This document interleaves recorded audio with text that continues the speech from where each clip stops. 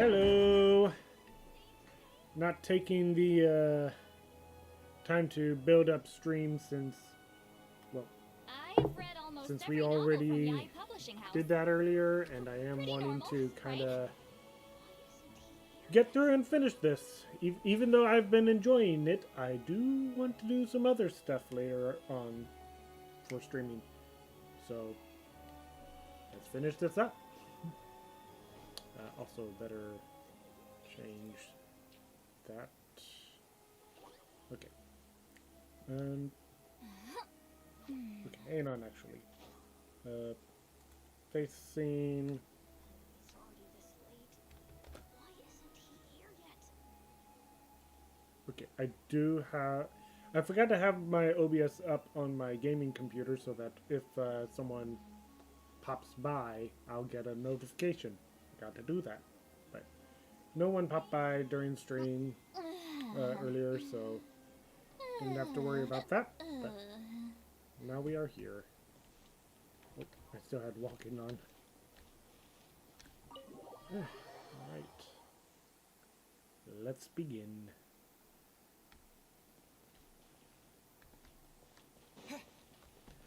So earlier we found out that Odette was Lelek, and we found out that our poor...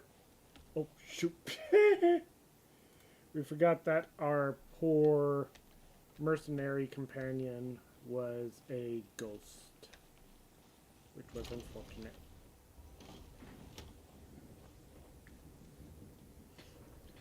But the storm's still blowing. Now we can just rest until the snowstorm stops.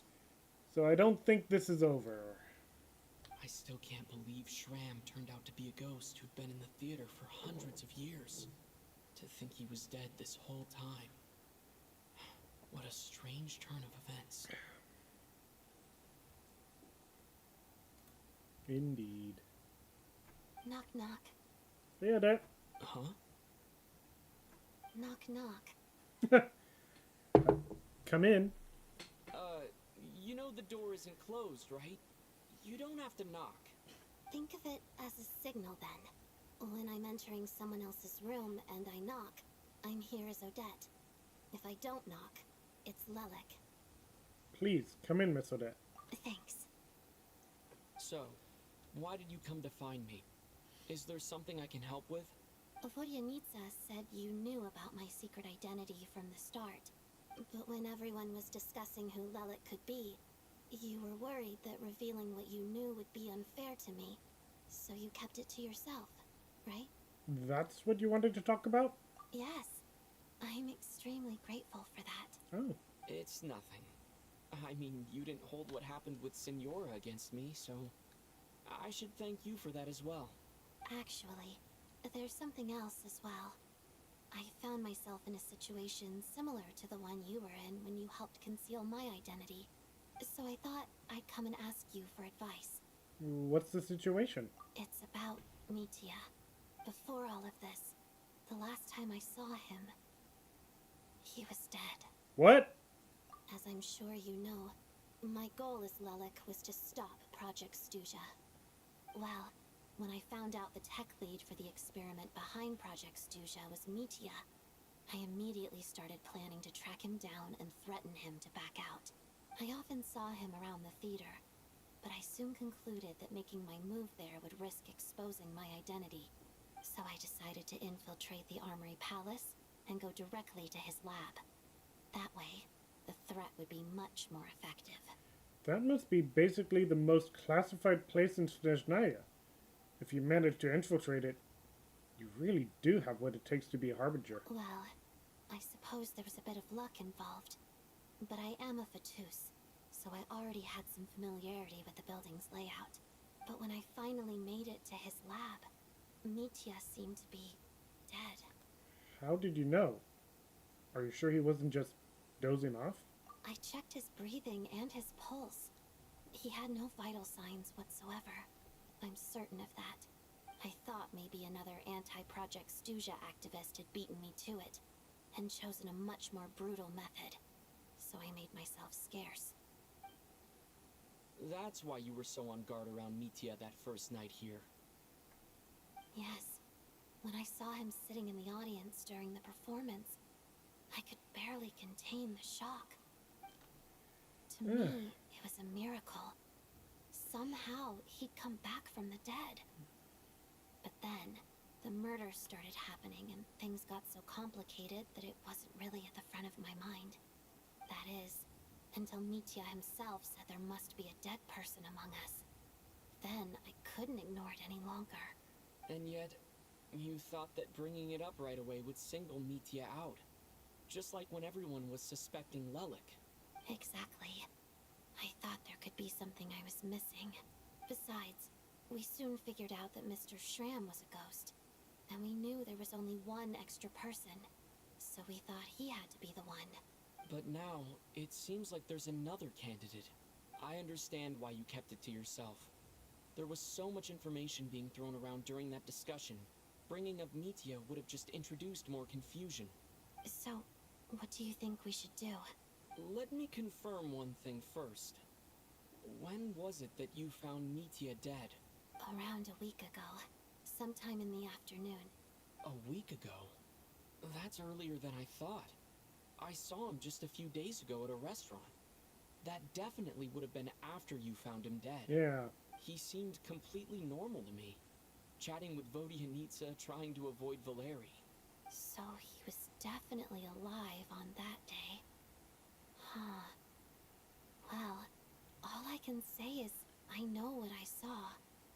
Does the new energy source have anything to do with death? Huh? Here's a thought.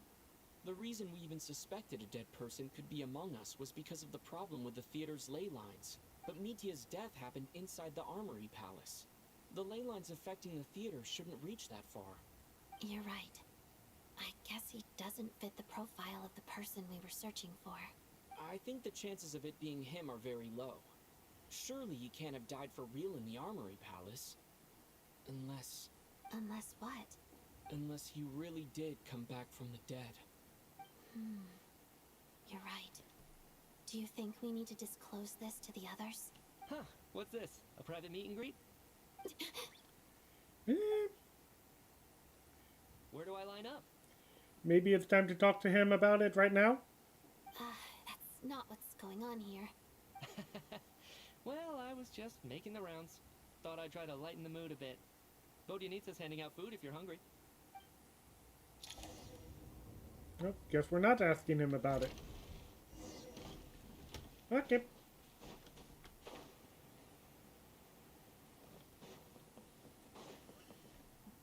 Uh-oh. Okay. What is going on with this storm? Could it be connected to that monster that just arrived in Snezhnaya? Yeah, probably. Or probably not. I almost hope it is. Her Majesty the Tsaritsa left to vanquish that beast herself. We just need to wait for her triumphant return. Do you think people still feel the cold after they die? I'm wondering about Shram. Oh, maybe we should have given him a coat before he went out there. Death itself is cold, isn't it? See, I'm that sure man's the got storm won't some freeze him. charm to him. Well, I hope he has a safe journey. I'm going to miss him, I think. It's not like we can blame him for Rampana and Kulish's deaths. Thinking back on it, we barely made it out alive ourselves. Once we get out of here, how are we going to explain what happened to their families? Yeah.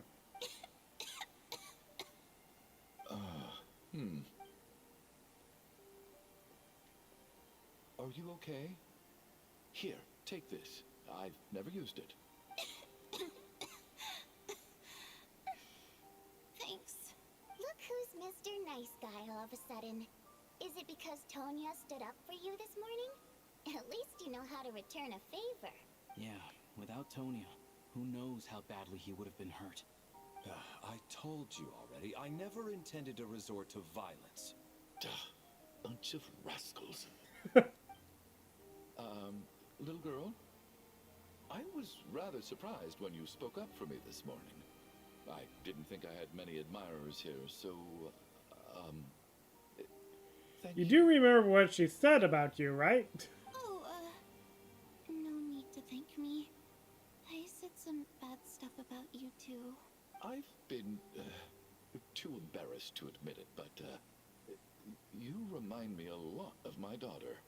So kind to everyone, but never lets her old man off the hook. Unless my wife and I are having a fight, then she's always on my side. Especially when she was little. Every time I took her out. All right, easy now. How long have you had that cough, Tonya? I don't know. It's probably It's been a getting while. worse. I'm fine. Are you taking anything for it? Yeah. I'll be fine once I see my brother. He's gonna pick some frost fairy flower leaves and brew a tonic for me. Oh, I'll feel much better once I drink that. I see. That's good to hear then. We should probably Why did that discuss catch his attention? arrangements for tonight.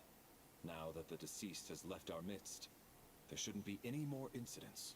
However, out of an abundance of caution, I'll keep watch.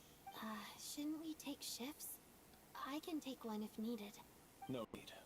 I managed to get a nap in earlier, so I have plenty of energy right now. After all the tension of the past few days, everyone else should just focus on getting a good night's sleep. And this is where we find out that the trouble's still going. What a long day. This whole situation turned out to be way more complicated than I expected. But Valeri's right. I should just try to calm down and get some rest. The last thing I want is to give myself nightmares. Yep. The ley lines are still broken. He's awake. He's awake! Get over here, you big lug, and take a look. If you must call me something, call me Mr. Door. The Black Mist is coming. You need to go. Black Mist. Haven't I heard that before? Are you all right? Can you walk? We just got attacked by monsters on our way up. That Mr. Door fellow protected us. He just seemed to come out of nowhere. Not much of a talker, but when it comes to taking down monsters, that man doesn't hold back. Curses! The Black Mist is catching up to us. We need to keep going. Mr. Door, I don't believe I've ever seen you around here before. Why is that? There's no need to try to get to know me. Mr. Door! Looking for trouble! Get rid of them! I can just push these ones off. Oh, well, anyway, we're lucky to have you here. Thanks for saving us earlier. No need to thank me. This is where my duty lies.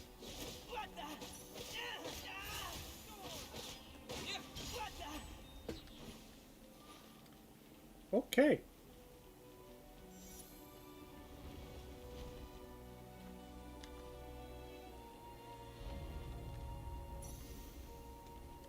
Also, we're doing this the hard way.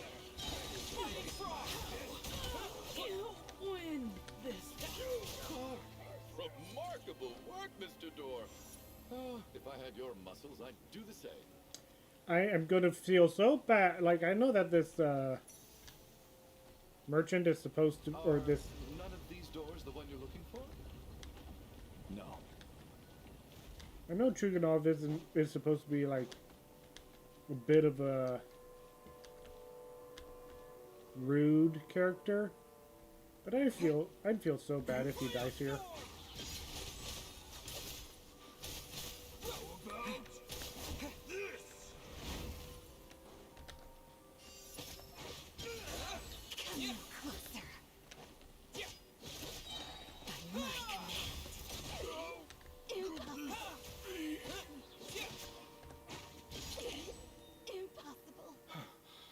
No, it's So quite possible. exhausted. And the black mist is still rising. Oh. Wait, look! There's more monsters down there. Are they coming from within the black mist? No, no! They're gaining on us. Quick, keep going, or they'll be at our heels any second. Don't die, Chuganov! Mr. Door, what are you doing?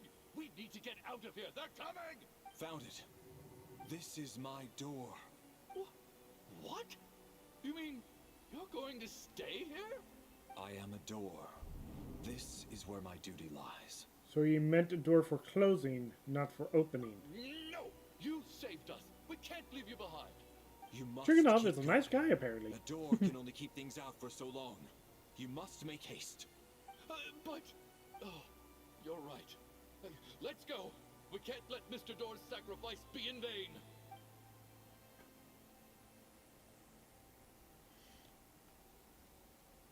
The black mist isn't moving anymore. Looks like both the monsters and Mr. Door are gone. I didn't just imagine all that, did I? Surely I wasn't so scared out of my mind that I hallucinated a door as a human being. No, I remember Mr. Door too. Oh, okay, good. There's no way we both hallucinated the same thing. Hmm? Getting sleepy? Well, looks like we're safe for now. Go ahead. Let's get some rest.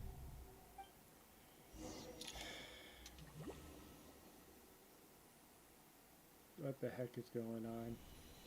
What time is it? Is it morning? I think I had a nightmare. I guess everyone's still asleep? These past 2 days have been exhausting. Valeri's keeping watch though, so he's probably the only one awake. Valeri?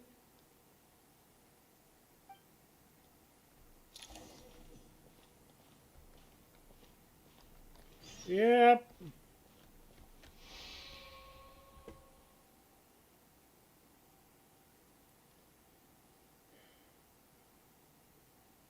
Wake up! Everyone needs to wake up!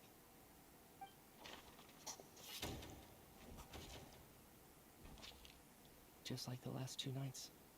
No clear cause of death. I've been a real thorn in your side, haven't I, Mr. Valeri? Now you can rest in peace. But for me, life will be all the duller for not having to run away from you, my friend. How's Tonya? Is she okay? I just checked on her, and it doesn't seem like anything serious. She's just exhausted from the past couple of days, and she's still recovering from her illness. We should let her sleep a bit longer. That means Valeri was the only one who died last night. If Valeri was awake and keeping watch, it would have been impossible to kill him without waking everyone else up. That much is certain. This is so frustrating. Why has nothing changed since yesterday? I thought we already dealt with the dead person causing all this. Well, Odette, I think it's time to talk to Mitya. Actually, one thing has changed. There's only one victim this time, not 2. Does that mean...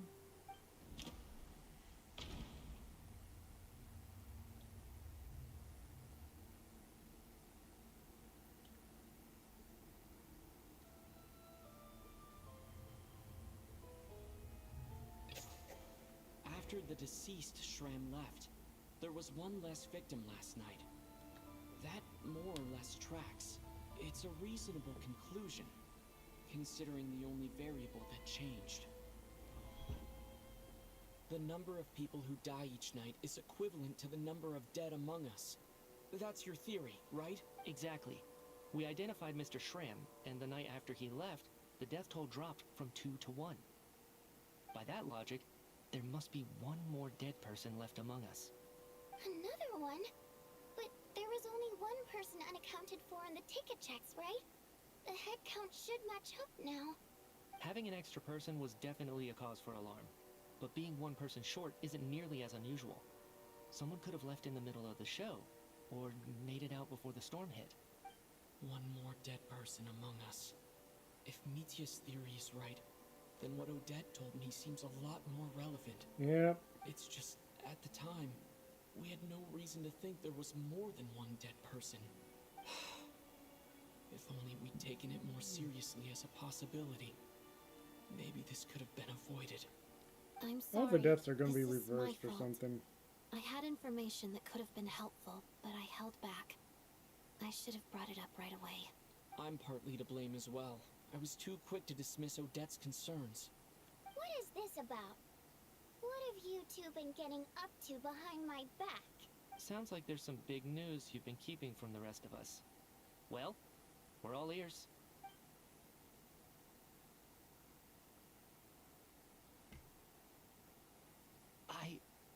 I'm the dead person?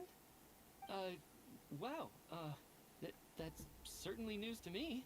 Odette and I talked about it yesterday, but we thought it just wasn't possible, so we left it at that. Yeah, I don't blame you. If I'd been there, I probably would have reached the same conclusion. It just sounds too unbelievable. Let me just try and verify this. I just scoured my memories trying to think back to the afternoon Miss Odette mentioned. But I honestly have no recollection of dying. That's where I'm different than Mr. Shram. Having seen Mr. Mitya a few days ago myself, I also find it hard to believe he could be the other dead person among us. Well, if it isn't Mitya, then who? Do we vote on it? If you don't mind me asking, Traveler, I believe you mentioned that you know Tonya's brother. Had you ever met her before all this? No, never. Wait, are you saying... Now, just 1 minute. I know where this is going. You can't just randomly point a finger at anyone you want. You're in the hot seat, and all of a sudden you want to divert our suspicions onto somebody else? Trying to pick a fight, Mr. Chuganov? Whenever you open your mouth, all you do is attack people, and I've had enough of it. If you don't want to engage in a civil discussion, you can shut up. You little brat!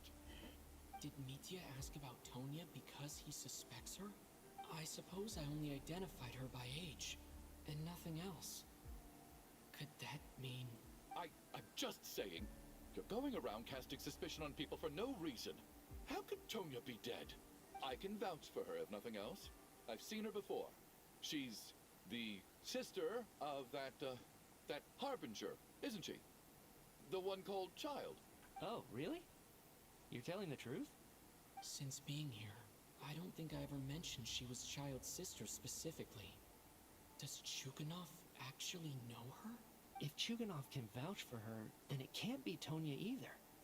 In which case, it seems unlikely that there's another dead person among us at all. Miss Odette, could you go over that afternoon with me one more time, when you found me dead? No problem. I hate the fact that he brought up Tonya because now I'm concerned about Tonya.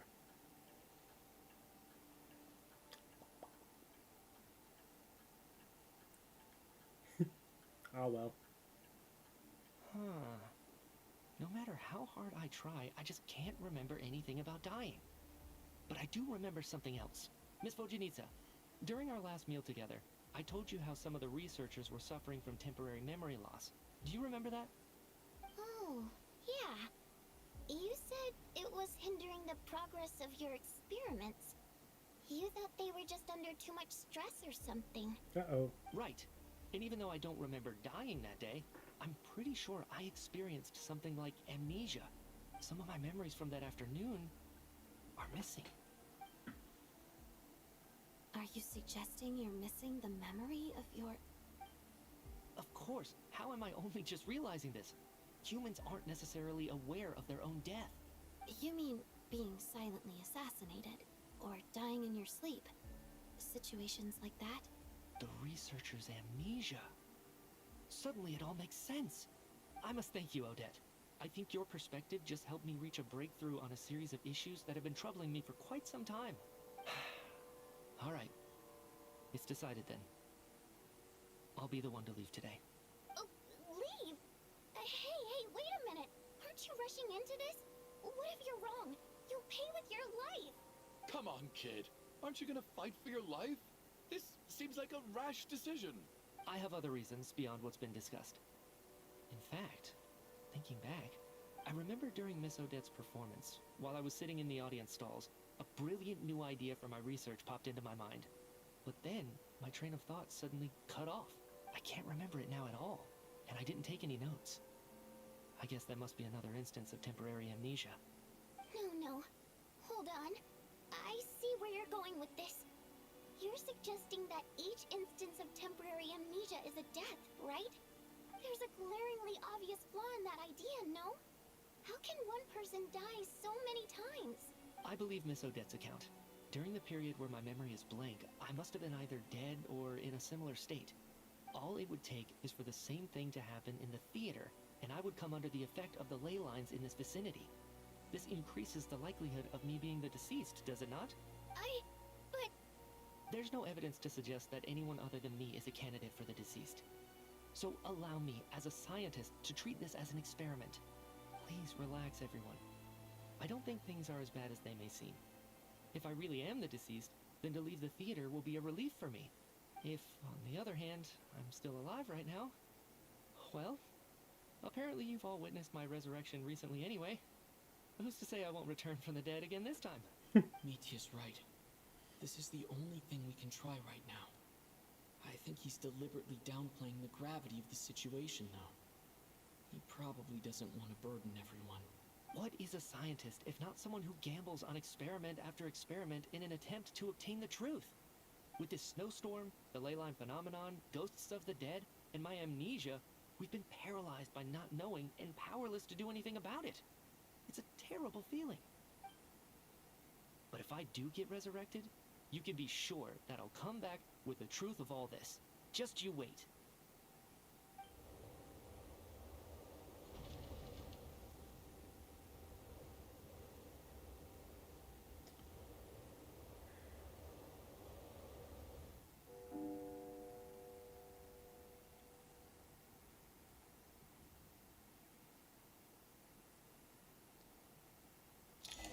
There is something off about this.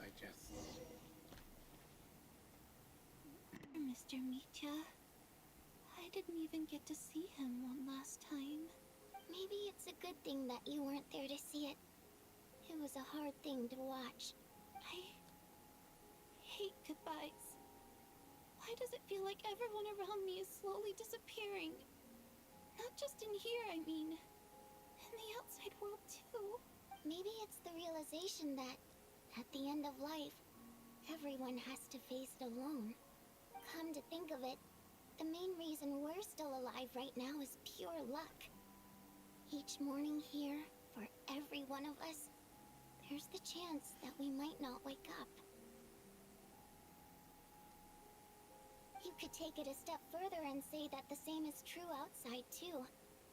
Who can never be 100% sure when they drift off to sleep that they'll open their eyes again in the morning? If I make it out of here, I'm going to cherish every moment that I'm awake and live without any regrets. Without regrets. I feel like a strange sense of anxiety has been quietly growing inside me over the last 2 days. Are you okay? You look really glum. If something's bugging you, let's talk about it. There's only a few of us left here now. After everything we've been through, what's the point in keeping things bottled up? I have a travel companion named Paimon. Alosha and Odette have met her before. She's been feeling unwell recently. You're worried about her, aren't you? That makes sense. We've been trapped in here for days. To be honest, I used to feel like I was just a spectator in this world, watching everything that happens from the sidelines. Maybe it's because I'm a descender. A descender? But with Paimon by my side, over time, I slowly felt my connection to this world growing stronger. She loves eating, sleeping, and having fun, but she's also a great guide. It's her authenticity that makes this whole world feel more real for me. Over the last few days that we've been apart, I've often caught myself wondering, what would Paimon say if she were here right now?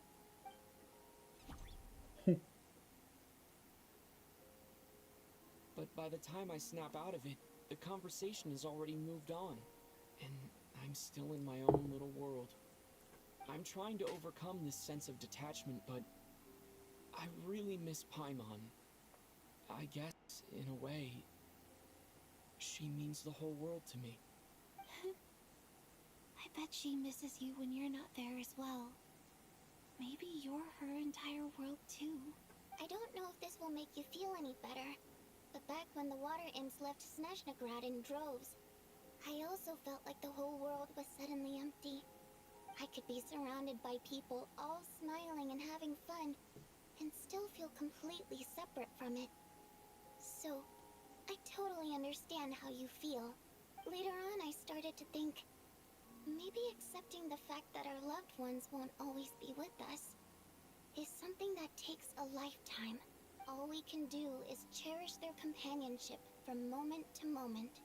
So, once we get out of here, you better hurry back to our side as fast as you can. You can't let your story end in regret. That's the trope I hate the most. Thank you.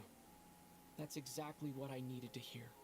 But, Vodyanitsa, if you hate goodbyes too, why didn't you leave with your people? That's just the choice I made. I used to regret it, but I don't anymore. Like I said before, singing is a water imp's primary mode of expression. It's how we convey our emotions. Our songs have echoed through this theater for hundreds of years, each one a story pieced together through moments of joy and sorrow. But does a story exist without someone to read it? To me, the answer is no. So I made the choice to stay. That way, there would still be someone left to sing these songs and listen to their stories. Otherwise, they could have been lost forever. Could you teach me how to understand your people's songs sometime? I want to be able to truly hear them, like Mr. Shram. A fan after my own heart. Thank you, Tonya. How about I sing something for you, and you tell me what you hear? Okay, I'll do my best.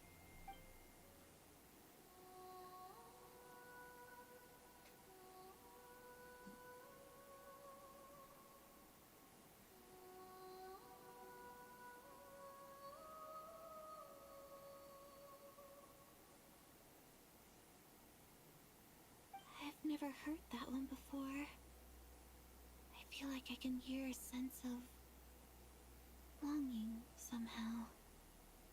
I wonder why that is. Color me impressed, Tonya. You're a keen listener. Most people can only tell if a song is happy or sad. I didn't think you'd be able to pick up on such specific details. So, what's the song about then? Come on, tell me. I've actually never performed this song in the theater before, because it has more of a ceremonial purpose for our people. It's not meant for the stage. Marriage? It means something like, may those we have lost watch over us, Nope. and follow this song back home in the night, so that we might be reunited once more. So it's kind of a requiem. We're called to be reunited with our loved ones in our dreams. No wonder I could hear that sense of longing. You sing it for loved ones who have passed away. I hope it reaches them. It's getting late, Tonya, and you're not well. We should all turn in early. I suppose there's no reason to keep watch tonight. Okay, but, before I go to bed, could you sing that song a couple more times for me, Vodyanitsa? Of course. Anything for my #1 fan.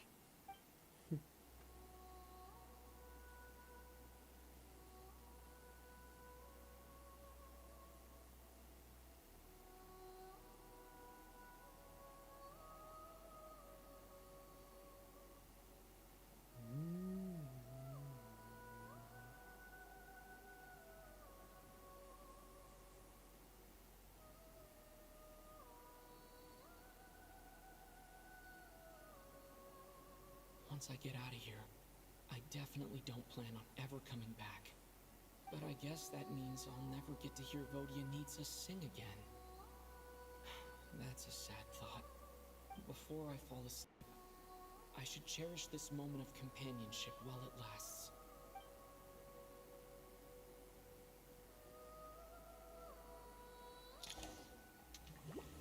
And here we go with the dream again. Where am I? We're in the mist. It's so dark in here, and I feel kind of dizzy. Am I alone? Huh? What was that noise?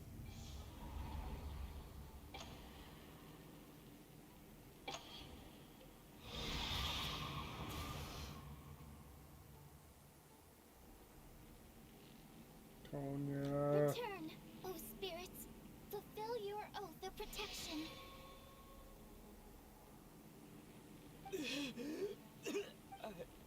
I'm alive?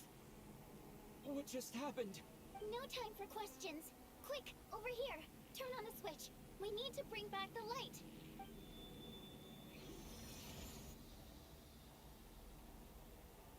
Alright, we're safe. The spirit just now is called Night Prayer. The light subdues her, but she'll attack without a second thought in the dark. Is she a ghost? Sort of. I know it's hard, but you can't let this place go dark, or she'll kill you again. She really just killed me. Yep. Luckily, I was here to resurrect you. Otherwise, that'd have been a real bummer. A bit more than a bummer, I'd say. Wait, so you have the ability to resurrect people? Sure I do. I'm your guardian spirit after all. I specialize in soul recall. Oh, it's nice to meet you, by the way. Thanks. Everyone just takes It's up nice a to meet you role. too. They're not their real selves. But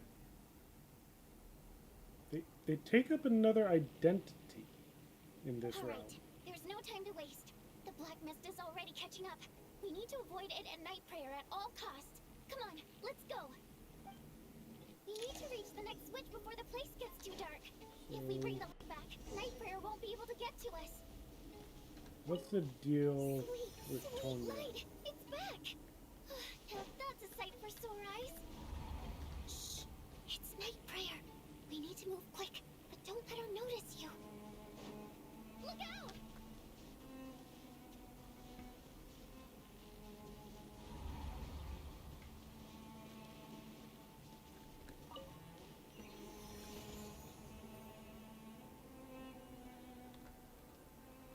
Recharge my stamina.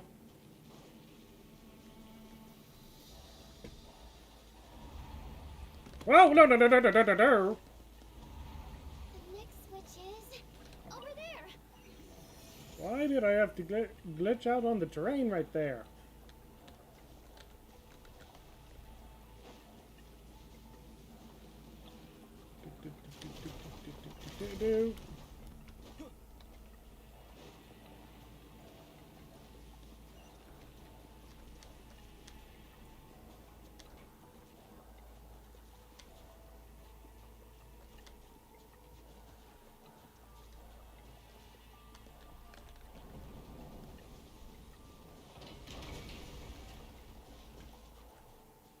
Okay, that was kind of funny. Oh, X.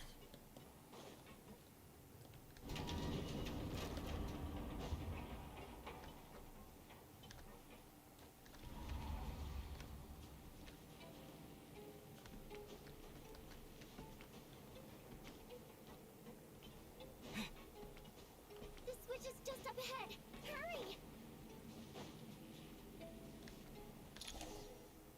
Did they not account for that? We're not gonna make it. Come on, fast!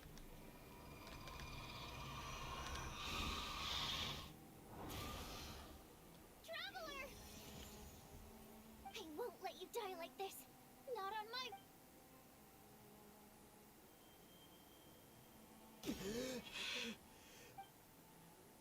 Even though it's not permanent, dying is definitely not a pleasant experience. Great. You're back. Yeah, thanks to you. Time for you to get out of here. Quick, before the light runs out. What about you? You're not coming with me? I can't. I've already been used up.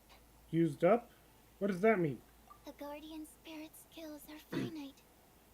I can only resurrect someone so many times. I might not look any different, but my essence has been exhausted. Now, I will slowly start to fade away. I can go no further. The black mist is where I belong. It's okay, Why didn't you tell me sooner? because it wouldn't have changed anything. That knowledge would have just burdened you.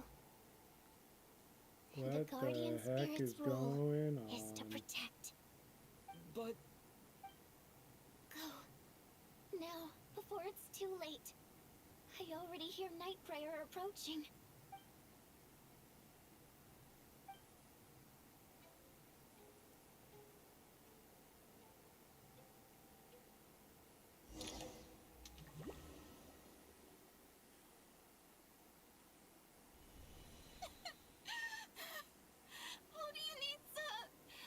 How could this happen?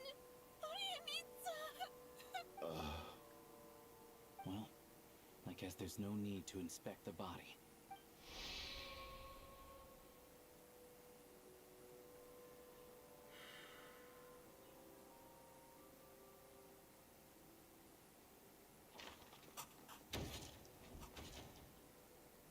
This wasn't supposed to happen.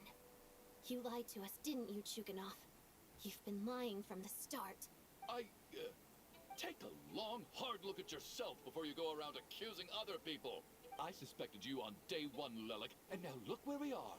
By some strange coincidence, you've never been targeted. You just happen to have survived this long?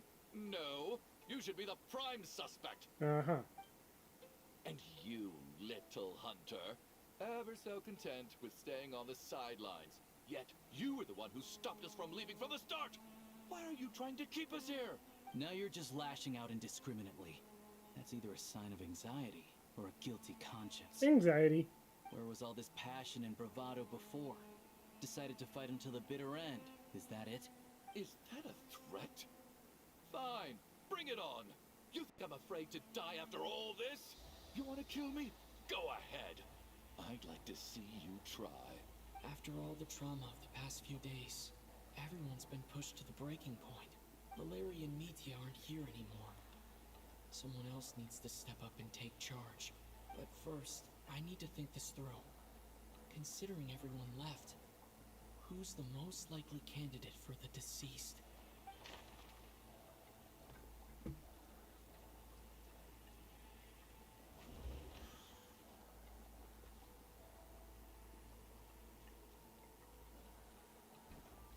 Of those who remain, the only person we've never met before is Tonya.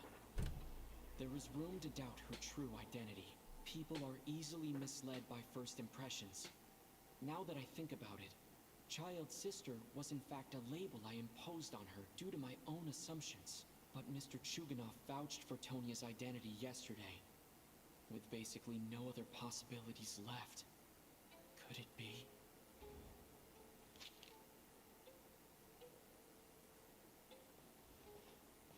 Tonya, how's Tusser been lately? Tusser? Your brother Ajax must have mentioned me in his letters home, right? Did he say anything about a blonde traveler?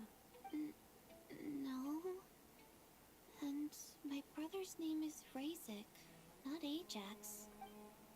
Oh, Chuganov, looks like it's your turn to do some explaining. Yesterday, you said you could vouch for Tonya. Why did you give us a false testimony? I knew you were behind this, Chuganov. You've been lying through your teeth from the start. Everything about you is fake. Down to the wife and daughter you're always talking about. Your entire family man persona is a charade, isn't it? That night, when I infiltrated your place as Lelik, I noticed you were home alone. Didn't think much of it at the time. Just thought everyone else was out. But thinking back on it now, that doesn't seem very likely. My guess is, Great. you live alone, don't you? Even that was a lie? But why would he lie about having a family? I was starting to like him. Curses!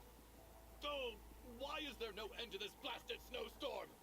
If it would just stop! If it would just stop. I think I remember now. I know how I ended up here. It feels like a distant memory.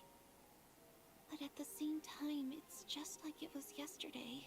The reason I'm always coughing is because I got sick with frostbite. The locals usually call it the snow cough. It's not a very common illness. It's partly genetic and partly caused by the cold climate, but it can be fatal. They sent me to the hospital as soon as they found out I had it, and I spent so so long lying there in that hospital bed. After a while, I felt myself growing weaker and weaker. So wait, where's Nothing Child's sister seemed to then? be working anymore.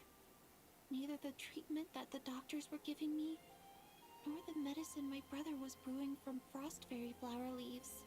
So one day, I told my brother that I wanted him to take me outside for once, so things could be like they used to, just for one day.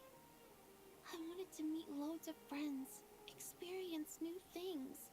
He agreed. He snuck me out of the hospital, and we escaped.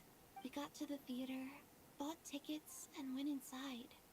Oh, it was all so exciting.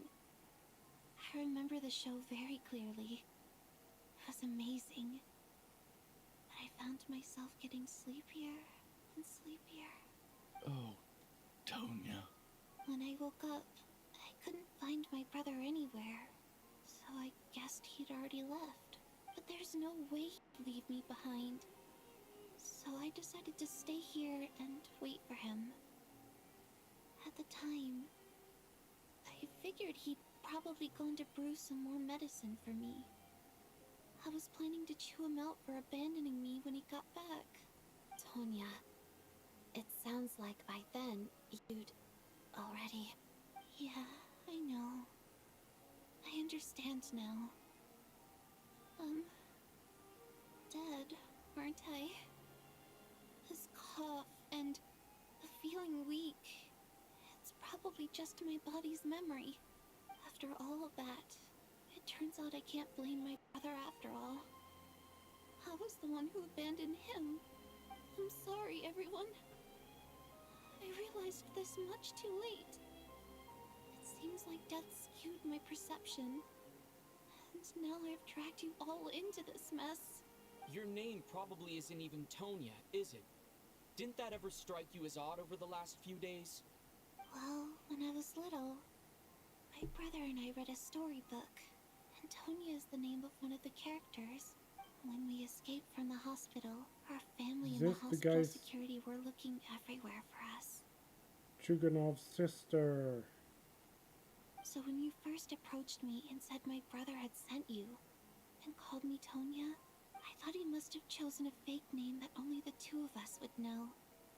Because he was afraid of getting caught. No. It seems like that was just wishful thinking. At least your memory of death isn't painful. That is a small comfort. Now it's your turn, Chuganov. Talk to us. I believe no lie is ever told without a reason. You're right. I was lying. I happen to know that the Harbinger child and his sister Tonya managed to get tickets, so I lied to you and pretended I knew them. And yes, I was lying about my family too. The truth of the matter is, I lost them a long time ago. I just refused to accept reality. And now I've spent the second half of my life living a lie. I'm a joke. My daughter's name was Iskra. And before you ask, yes, Iskra, as in Iskra Manufacturing Plant. She also died from the snow cough. She was just 6 years old. If she were still alive today, she'd be around the same age as little Tonya here. After Iskra passed, my wife couldn't bear to face those memories either. So she chose to start a new life Maybe not without Tonya's me. brother.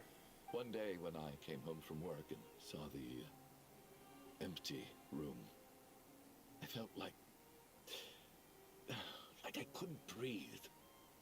Subconsciously, I started to imagine that they were still there. I soon discovered that this was the only thing that made me feel any better. So I just embraced the delusion. Nothing more than a pathetic means of escapism, I know. But at least it's not a crime. So explain your false testimony then. The night before last, when I was chatting with Tonya, she mentioned that her brother would brew medicine for her from frost fairy flower leaves. Combined with her various symptoms, I suddenly understood everything, including the fact that she was deceased. The snow cough used to be an incurable illness. I would pick frost fairy flower leaves to brew medicine for Iskra too. It took hours and hours on the stove. But the year after my daughter passed away, the jester of the Fatui announced that a cure for frost blight, also known as the snow cough, had finally been developed. It turned out that all previous treatments were completely ineffective. No better than random concoctions. That was the final straw for me. I just couldn't take it anymore. Just one more year. One more year, and everything would have been okay.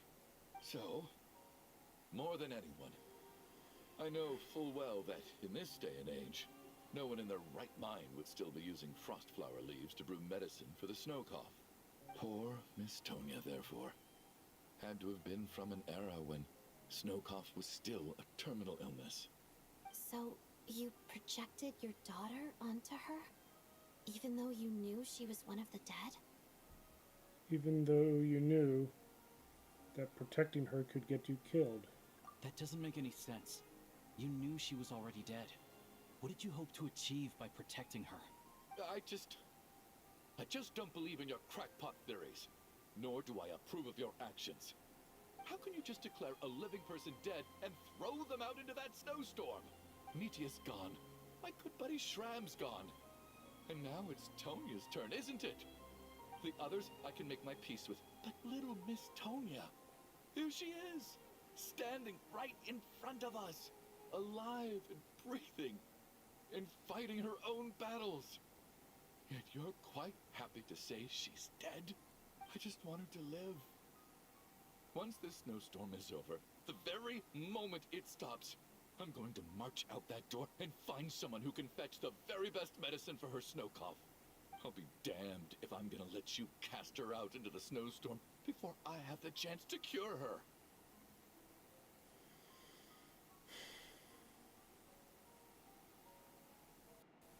Not again. Not this time. No one Okay, would I'm cure tearing me up. right I'm before actually I left. tearing up. My goodness. I'd never be able to forgive myself. Mr. Chuganov, stop. I can't let you do this. Tonya. By the sounds of it, you've known I was dead since the night before last, right? I really liked Mr. Valeri, Mr. Mitya, and Miss Vodyanitsa. And now they're all dead because of me. I'm not happy about that. The reality is, you've been trying to fight your own demons through me. But all you've really done is trap me inside your delusion along with you. No. Listen to me. I want to save you. I do. Well, at this point, I'm quite sure that I'm dead. I don't need to be saved. The time I got to spend with all of you is more than enough for me. Despite all the bad things that kept happening, I got to meet so many interesting people and spend so many days and nights by your side. Since the day I escaped that hospital until now, this has been an adventure I never even dared to dream of. I'm very fond of you all. If it were only possible, I'd trade my soul to bring back the ones who died. If it meant things didn't have to end like this. And that's why I'm not fond of you at all, Mr. Chuganov. I'm sorry. It's them that you owe an apology to, sir. Not me. Well, Well then, for what it's worth, I suppose this is it. I It's do time for my adventure to end. understand. I've caused enough trouble. You're leaving already? It's still early. Don't you want to stay a little longer? No, thank you. Oh, and by the way, my name is Patashka. It was nice meeting you all. Gosh. Feels strange that we're only being properly introduced now that it's time to say goodbye. Tashka.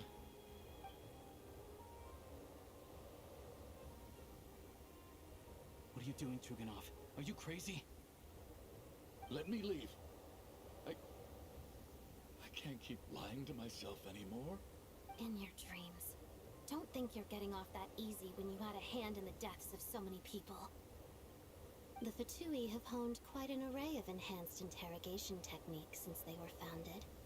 Once we're out of here, Lelik will personally give you a taste of every last one.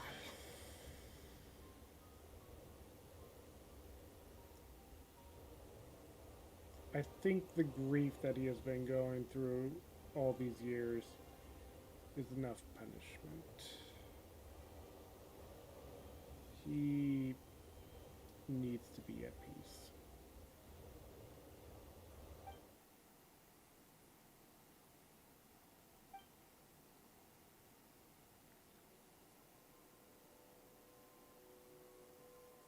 I think we should leave. I doubt this snowstorm is ever going to stop. For all we know, this storm might have destroyed all of Snezhnaya by now. Maybe even the whole world. I'm starting to feel the same way. Wait, we finally solved the mystery of the haunted theater today. Maybe let's at least try to enjoy tonight? Fair enough. I don't particularly feel like dying in Chuganov's company anyway. And yet you won't let me die first. Hey, Chuganov, on a serious note, if we do make it out of here, you should close down that factory of yours. A lot of people are freezing thanks to you. Is this really the time to be discussing my factory? All right, fine. I'll shut it down. Doesn't matter to me anymore. Am I hearing things? Or was that a knock at the door? There it is again. But I don't understand. The snowstorm hasn't stopped, has it? Maybe the snowstorm has brought us some unwanted visitors? Or perhaps it's the rescue team Valeri mentioned. Should we open the door? Is this it? Is this nightmare finally over? If the last few days are anything to go by, I probably shouldn't be getting my hopes up. Whatever lies beyond that door at this moment. It could be something even more terrifying than everything we've been through so far.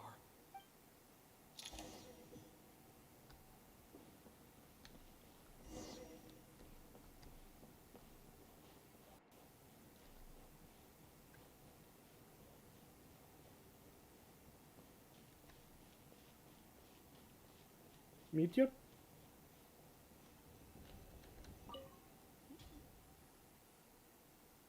Yep.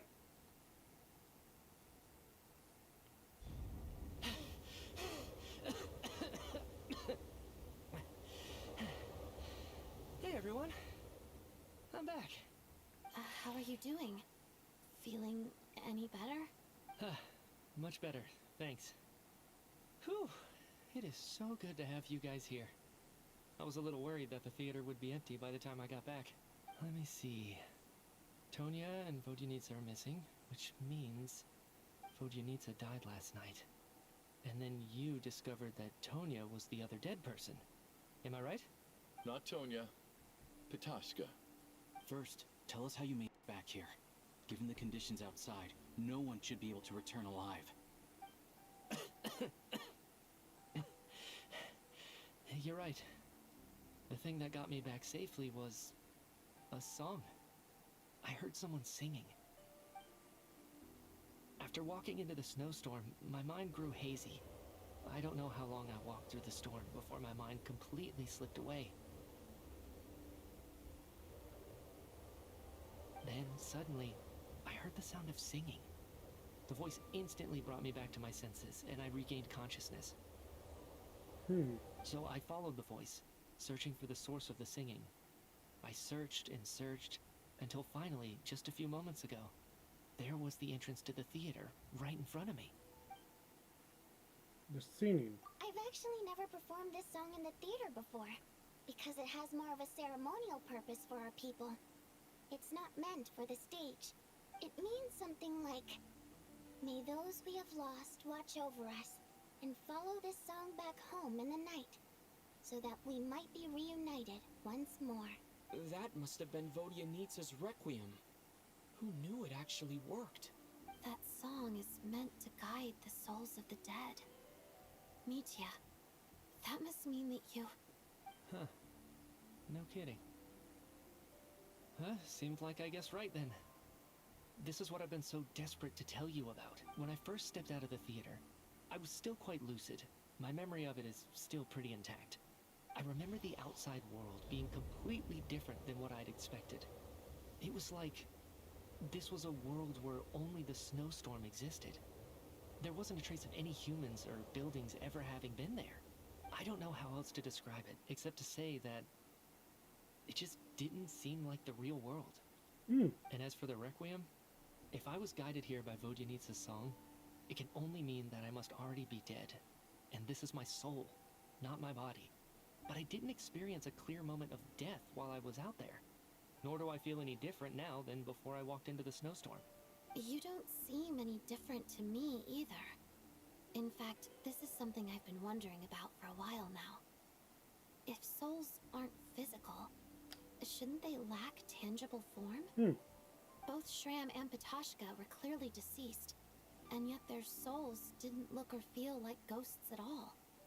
They were visible, tangible, no different than you or me. This raises a truly terrible thought. Is that really what Mitya is suggesting?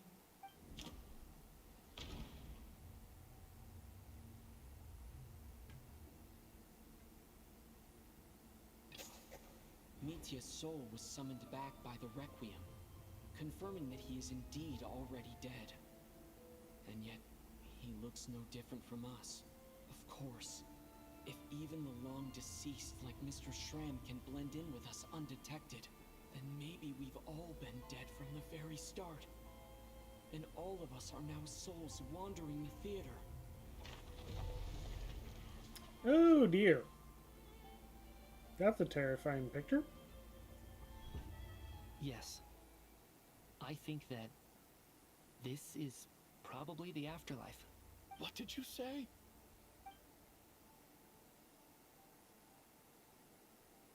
You heard me. We died in the theater. All of us did. But due to an obstruction in the theater's ley lines, our souls are trapped here, while an endless, infinite snowstorm rages outside. It's ironic, really.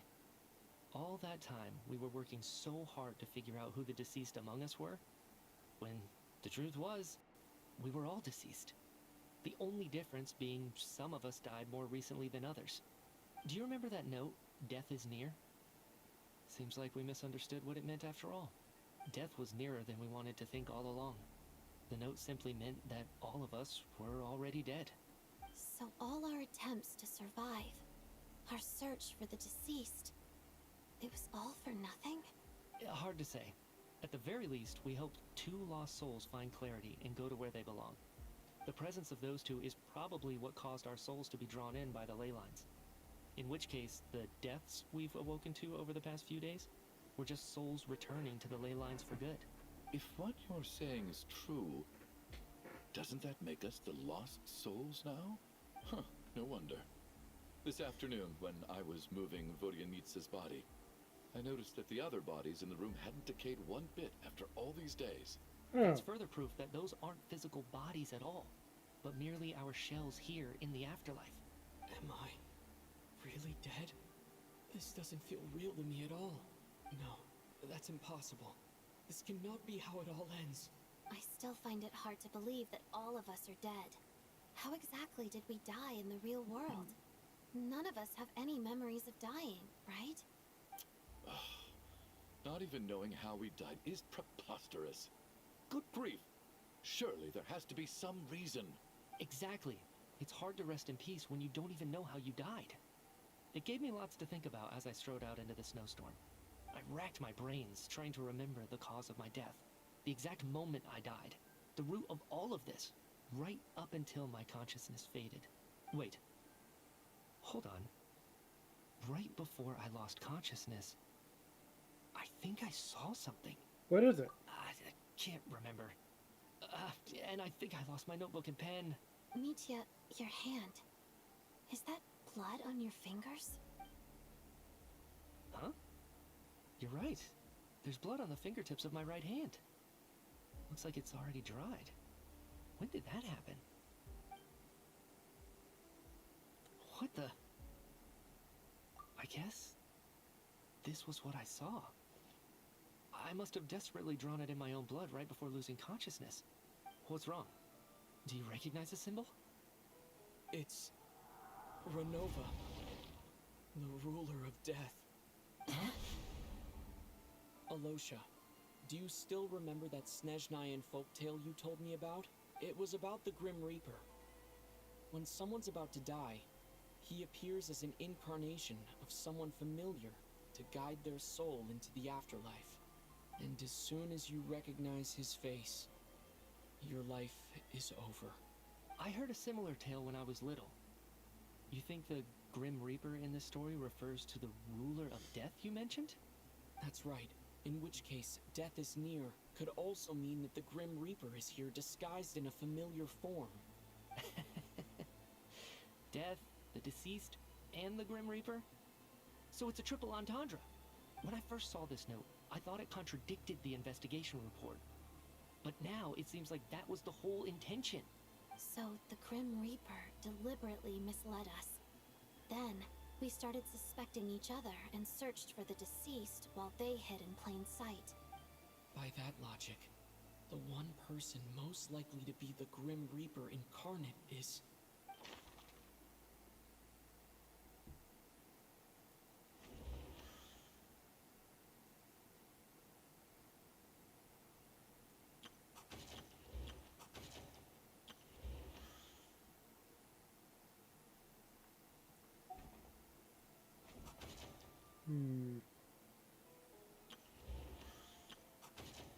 Wouldn't be surprised if it's one of the deceased.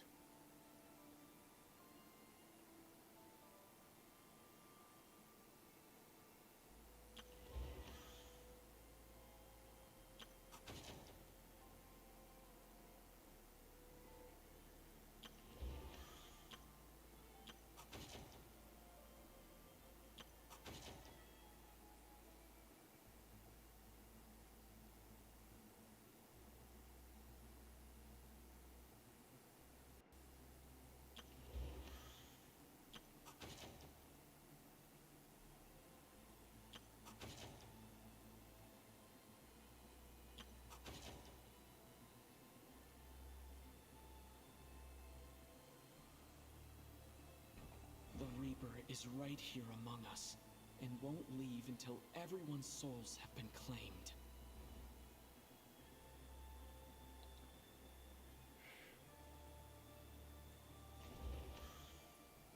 Identifying the Grim Reaper is a major decision.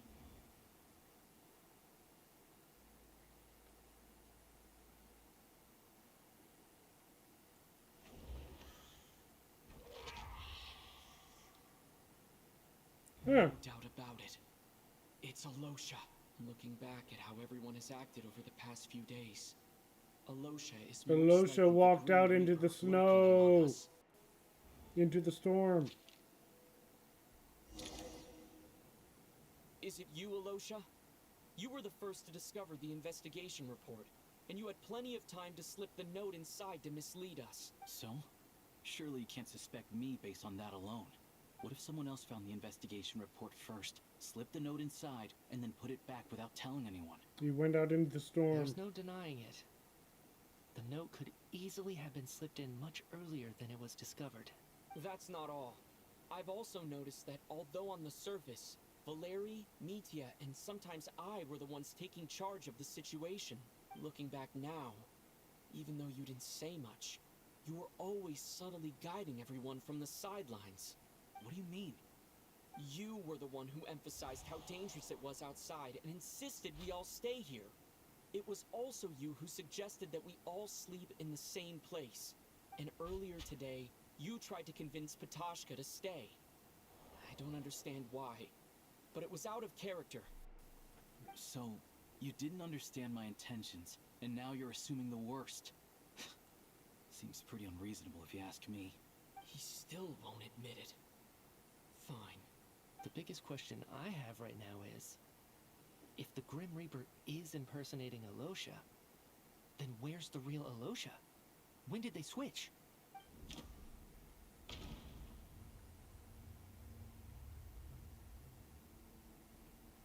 Yep. That's right. This was the moment, right at the start.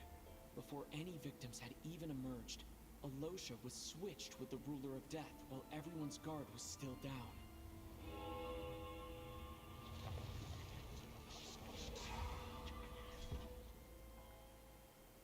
When all this began, right after the performance ended and the snowstorm began to pick up, no one suspected anything unusual.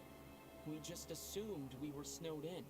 It wasn't until we discovered the bodies the morning after that we realized something out of the ordinary was going on. But it's clear now that the oddities actually started earlier than that, when Dimov walked into the snowstorm and never came back. Right. So Mr. Dimov was the first victim, not Sobolova and Torgov. And if we pinpoint that moment as the beginning of this incident, then one thing becomes clear. Alosha, you are the only person who walked into the snowstorm and came back without the help of Vodyanitsa's Requiem. More precisely, Alosha never came back at all. The one who came back was the Grim Reaper. Not bad. Well, since you've backed me into a corner, I suppose there's no point in keeping up the act anymore. Oh, that's creepy. Alosha? You're the Grim Reaper? I am no such tired cliché. Mortals should address me as the She ruler kind of of reminds death. me of Raven in this look from Honkai Impact. Before being wiped out for good, you identified the two deceased and even sensed my presence. A commendable achievement. Far beyond what I expected. I heard you can ferry souls. Those deaths each night. Were they your doing? Your initial conclusion was correct. Due to the existence of the two deceased, the ley lines yearned to reclaim those long-lost souls. Every night they devoured an equal number of souls to fill the void. This required no intervention from me. Though, of course, ferrying souls is indeed my authority. Here, take a look.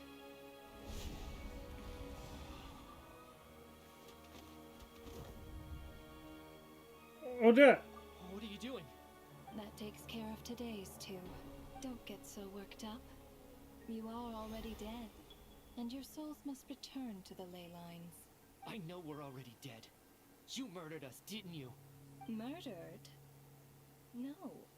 Murder is when mortals usurp my authority. Death is my jurisdiction.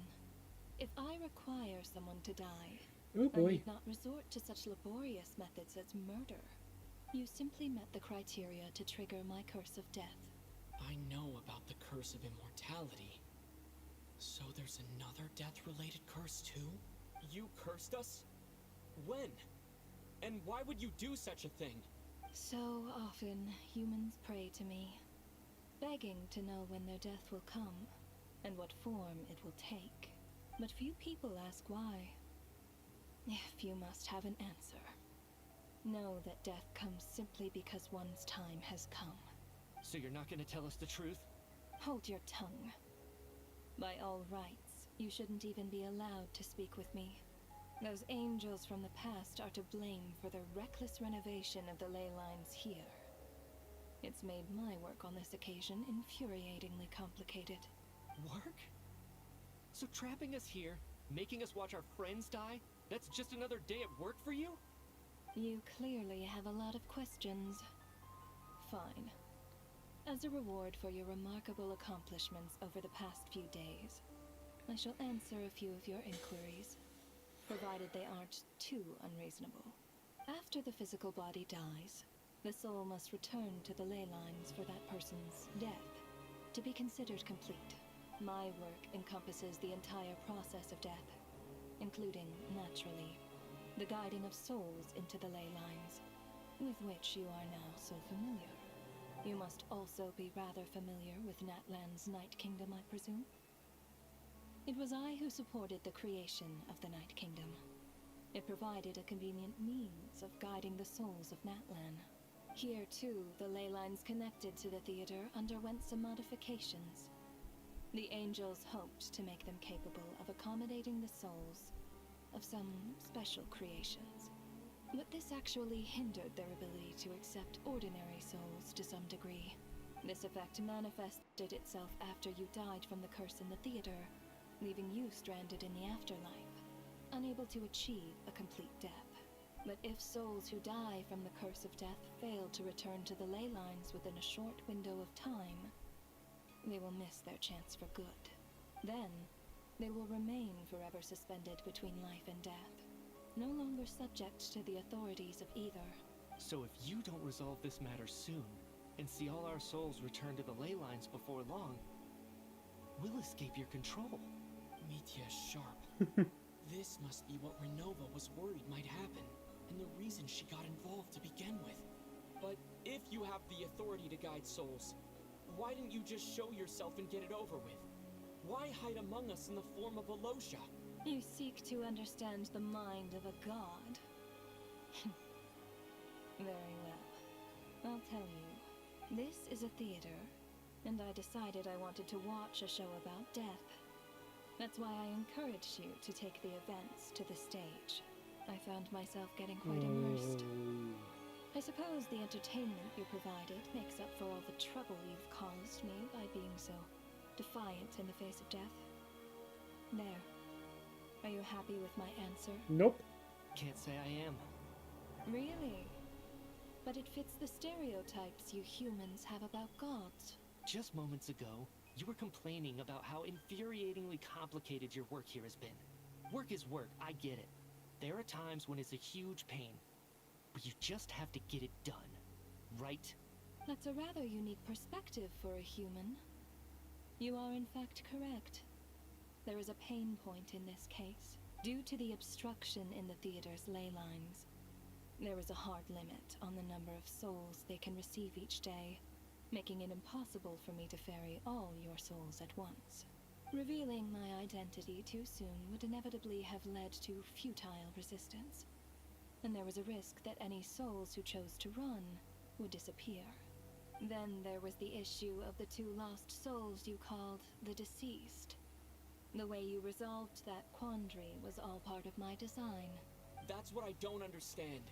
If all of us were souls of the dead, what made their presence among us special? For centuries, they have refused to return to the ley lines, exploiting the issues created by the angel civilization to resist being drawn in. Centuries of obsession accumulated during this process. You may think of this obsession as the resentment of the dead, and in this quantity, it was a bomb that could have detonated at any moment. It reached the point where I could not afford to leave it unchecked. But the only way to fix it was to help them acknowledge their own deaths, make peace with their regrets, and willingly walk into the snowstorm. Only then, with my guidance, could they finally return to the ley lines. Otherwise, you would not like to know what the consequences would have been. So, if she didn't do this, it would have unleashed the abyss.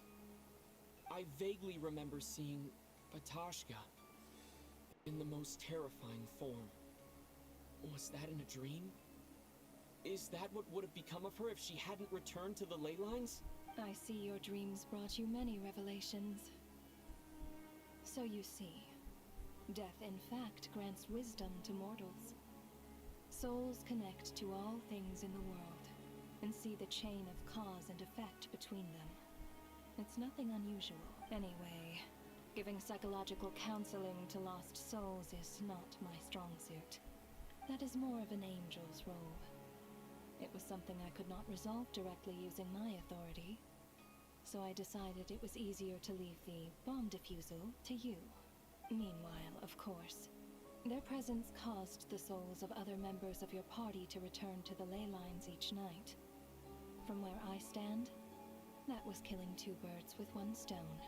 As both issues slowly resolved one another without me having to lift a finger, all I had to do was stay close by and keep the situation under control. then use my authority to wrap things up at the end. And, of course, while I was at it, I thoroughly enjoyed watching this drama, dealing with death from a mortal perspective, play out on the stage. Sounds like you had it all figured out, Grim Reaper. I just did the math. You said there's a hard limit to the number of souls the ley lines here can receive each day. It's 2, isn't it? That much is obvious, even to a fool. It's time to review this whole affair. If the ley lines can only take in 2 people per day, I need to go over the deaths from these past few days again.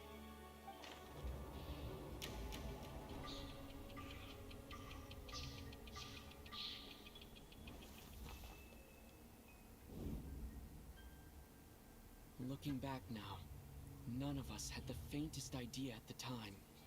From the moment that staff member named Demoff walked into the snowstorm, the incident had already begun.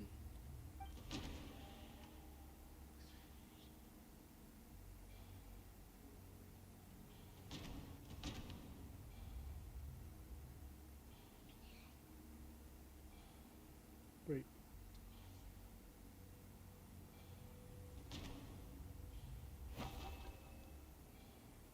No.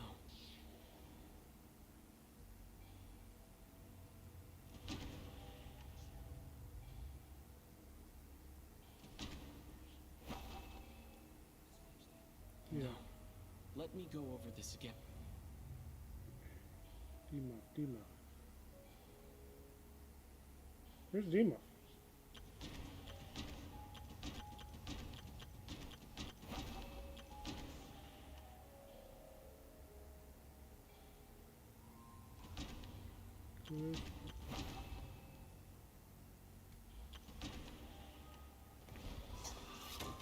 Right, okay. Alosha was the second to walk into the snowstorm after Demoff to investigate.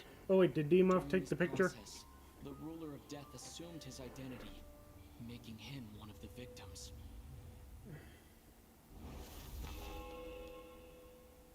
During our first night in the theater, everyone was caught up in the novelty of it all.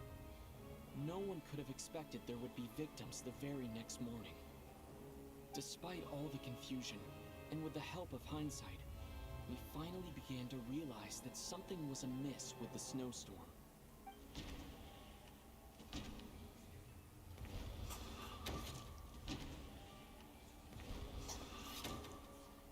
The ley lines devoured Torgov and Sobolova on the first night. At the time, we thought this Okay. might be a murder case connected to Lelik.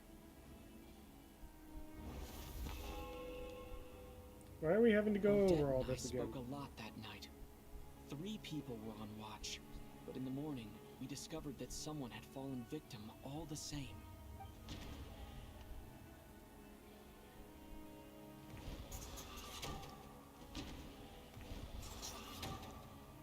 The deaths of Kulish and Rampana caused everyone to stop suspecting Lelik. Unexplainable phenomena occurred one after another, leading Mitya to suspect that we were caught up in a supernatural event.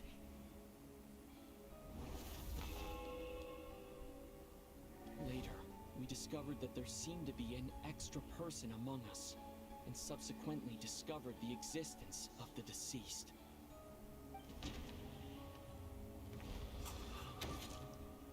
Mr. Schramm realized he was the deceased, and walked into the snowstorm to return to the ley line.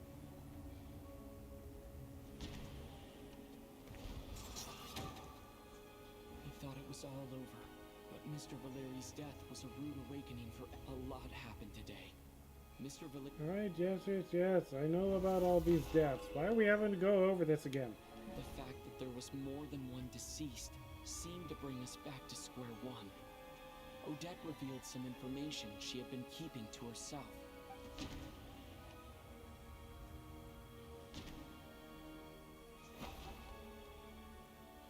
Although Mitya did indeed walk into the snowstorm that day, the void in the ley lines hasn't been filled.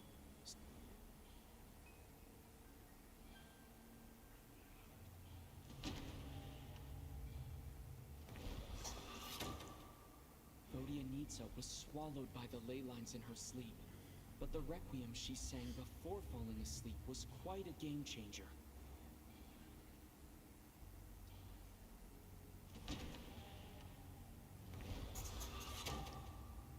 it happened, Patoshka filled the void left by Mitya's return from the ley lines by walking into the snowstorm this morning. The girl I thought was child's sister Tonya turned out to be another of the theater's deceased. Come to think of it, Patoshka was about to walk into the snowstorm at that time, and Ronova, unaware that Mitya would return, was concerned that her soul would overflow from the ley lines. That's why she used Alosha's voice to try and persuade her to stay behind. Looking back, I suppose that was an early slip-up on her part.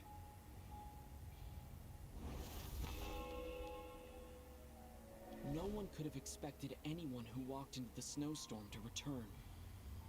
But just after nightfall, Mitya returned, bringing crucial information with him. Various truths began to surface, including that all of us were already dead, and that the ruler of death was here among us. Then, after revealing her true form, Ronova callously claimed 2 souls.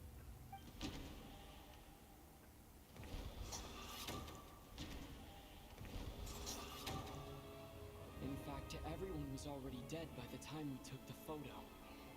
And in the days since, we've experienced now. Only Mitya and I remain.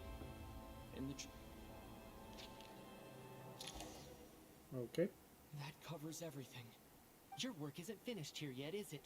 The Traveler and I are still standing here, safe and sound. The water imp's song threw things off a little, but it is of no consequence. The ley lines have already anchored your soul, and the first ray of light tomorrow morning will take you back. I, meanwhile, need to review my attitude towards the water imp race. So the reunion in the night that Vodyanitsa mentioned, I suppose that was never meant to be a permanent reunion. That just leaves you, Traveler. My power only allows me to temporarily separate your soul from your body. The ley lines of Tevat would not accept you, and your soul is firmly anchored to your body by your will. For a descender like you, who is not bound by Tevat's rules, Oh boy. your death can only be brought through the most violent of means, such as directly destroying either your body or soul. But you haven't done that yet, have you? I have no interest in involving myself with Descenders. For now. Although, this may change if Asmodee remains missing, or you insist on interfering with our affairs. One last question then. All our struggles and sacrifices here, they were meaningless from the very beginning, weren't they? Death abides no reason. Besides, what you call sacrifice is merely a concept created by humanity. To me, it is nothing more than a self-indulgent charade in the face of death. Mere mortals fantasizing that their actions could reclaim something from my grasp. A truly laughable idea.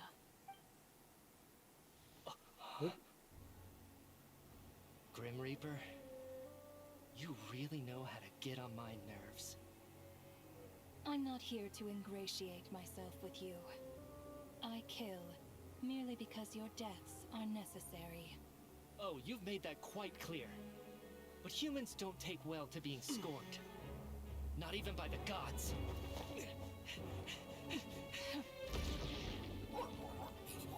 Oh, really? Really, Ronova?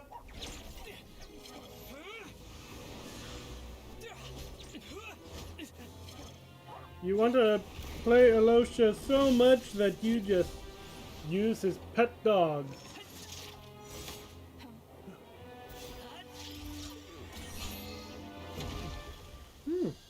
So he's an Electro. Oh, yep, there's his elemental.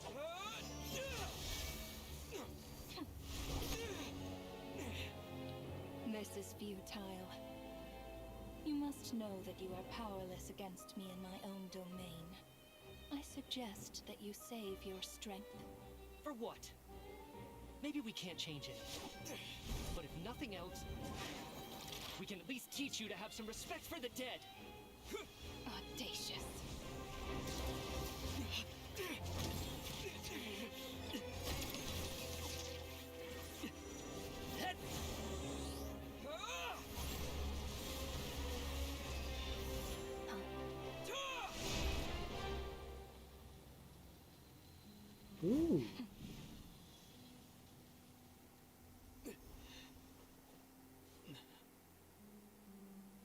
It's not over.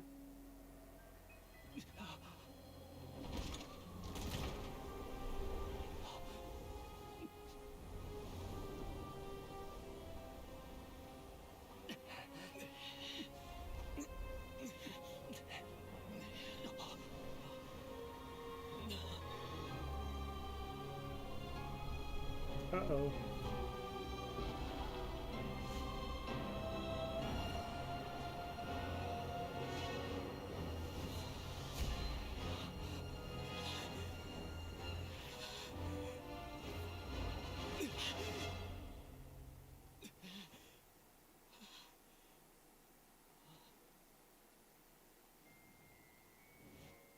They're still breathing.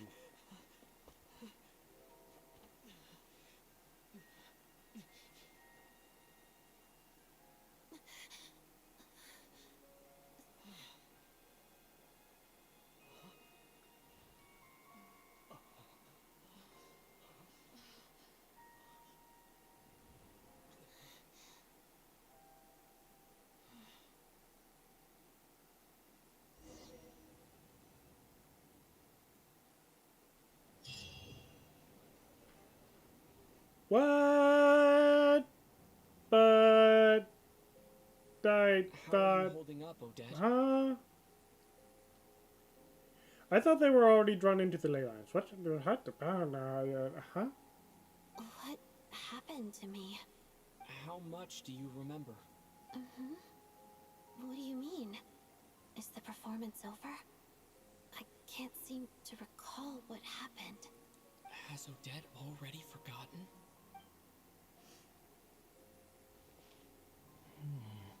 Mitya?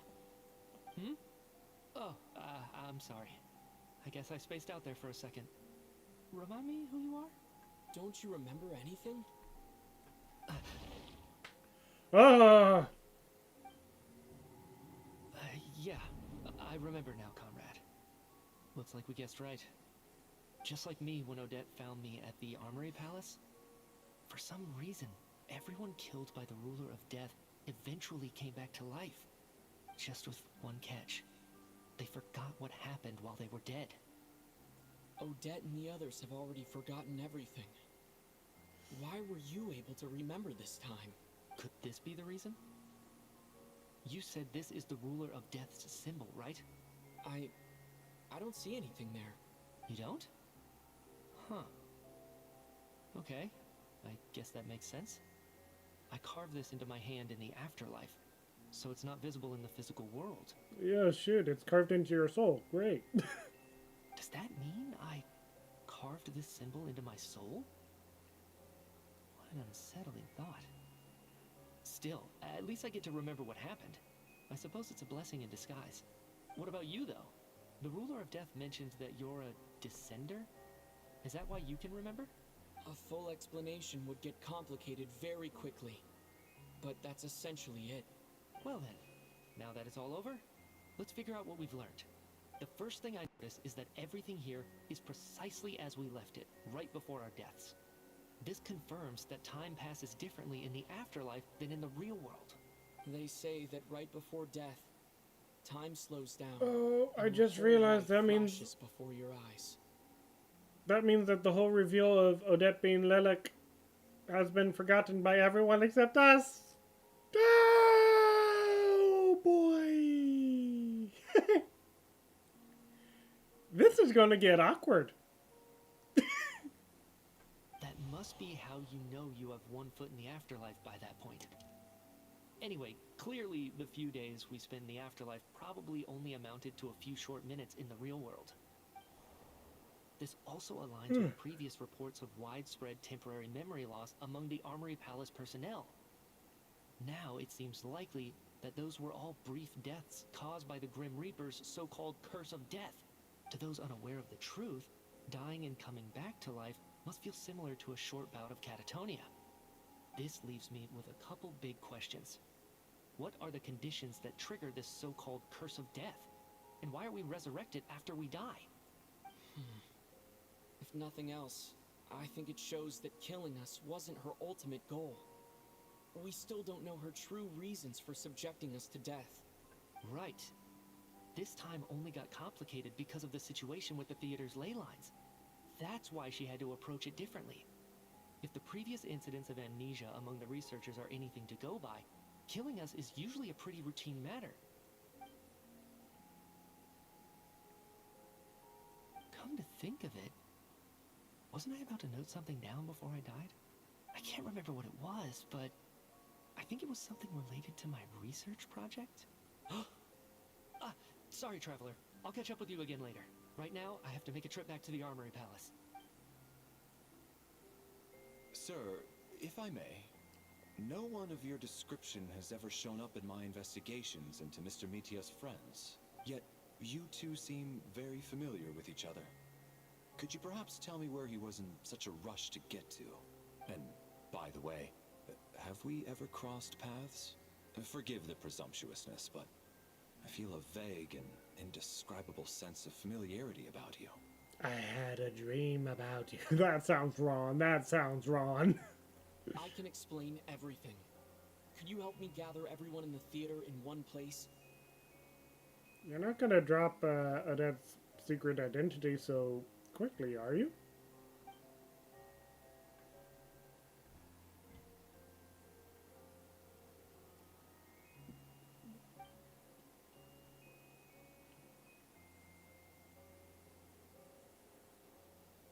Okay, no one has. People slowly begin to remember as if it's. Okay. Well, never mind. It's not going to be so awkward.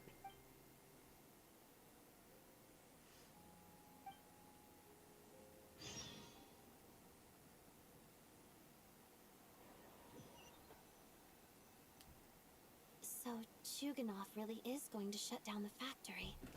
I guess this theater incident actually did us some good after all. So, you said I promised to take you to the Armory Palace while we were in the afterlife, yes? I believe you. I think I even have a vague memory of it. I want to go back and check on Paimon first, even though not much time has passed for her. Agreed. Let's check in on her first. The whole reason for our trip to the Armory Palace anyway is to figure out what's going on with her health. Okay. Well, back to trying to save Paimon. You know what? I might as well stop off at that place on the way.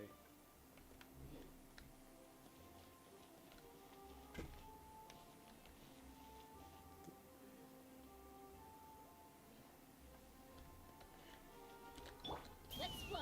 Someone's ice structure is up high.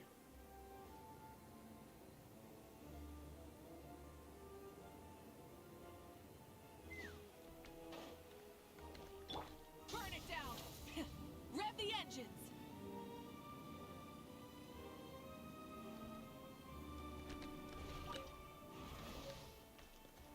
Carving waves.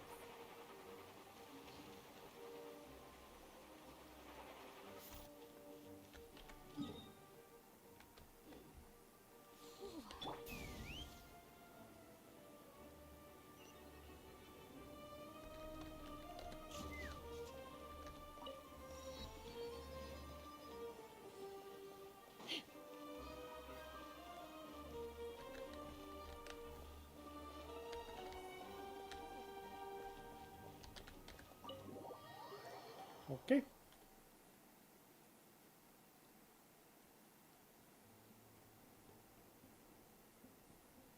I'm finally back, even though a long time has passed from my perspective. As far as Paimon's concerned, I probably just went out to watch a very short show. I should keep my emotions in check when I see Paimon again, or it'll seem weird. Wait. The atmosphere here feels off. What do you mean? Shh. Stay quiet. Let's go inside and take a look. Have we still not been able to notify Child yet? We need new orders. What if that person comes back again? What happened? What are you talking about? I'm so sorry. Under the circumstances, there was really nothing we could do. Tell me, what happened to Paimon? It was the Jester. He came here in person and escorted Miss Paimon away. He's the director of the Fatui. His authority supersedes all others and cannot be questioned. There was nothing we could do. The Jester? How long ago did he leave? And what was Paimon's status? It was about an hour ago. Miss Paimon was fast asleep at the time. The Jester simply walked off with her as if it was only natural. I assure you, he absolutely did not use any force. Do you know where they went? The Armory Palace, most likely. Lord Piero, the Jester, has been overseeing the experiments there lately, keeping a close eye on their progress. Everyone in the Vtuber has heard about it by now. I'm surprised he came in person. Whatever his reason for taking Paimon, he'll most likely return to the Armory Palace first, which is exactly where we were headed anyway. Then lead the way, Odette. Okay, let's go.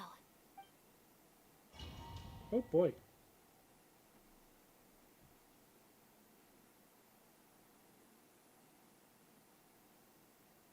It's just up ahead. Quick, let's get inside. No, I'll go alone. You know I'm planning to force my way in. You're with the Fatui, so you should stay outside. I was hardly planning on taking you through the official channels anyway. I'm here to force my way in, just like you. I may be a Fatus, but I'm also Lelek, enemy of Project Stuja. Paimon's safety is paramount right now. With me around, you'll have an extra pair of hands. There might be devices inside that are easier for an insider to deal with. If you say so. Let's go. There's no time to hesitate.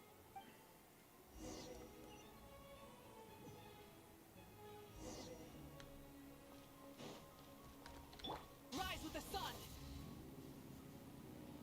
Riding in on a motorcycle. Hey, who are you? This part of the Armory Palace is under restricted access. What do you think you're doing?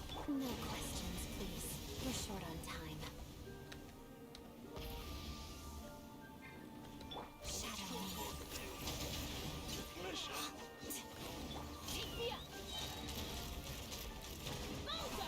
Hold on to your hats. Fulfill our pact! Woo!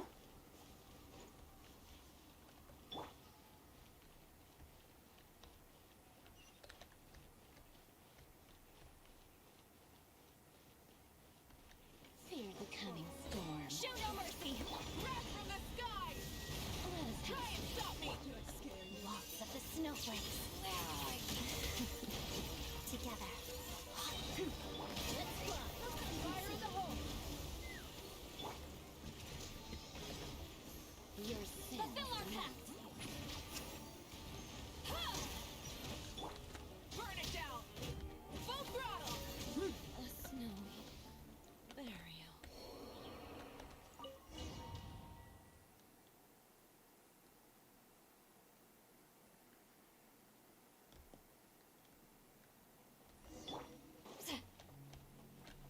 Do you have a pass? Where are you coming from? So, you're intruders, huh? Don't blame me for what happens next!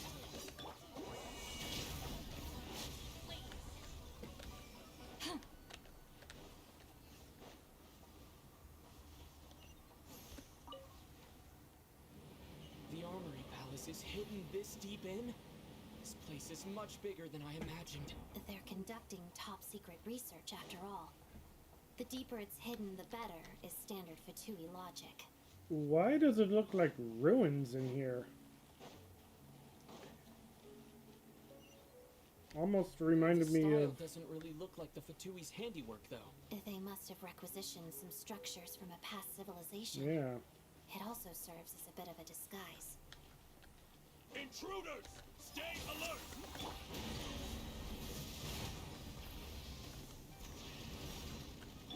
Let's begin. Pot of death. Witness the snow swan's grace.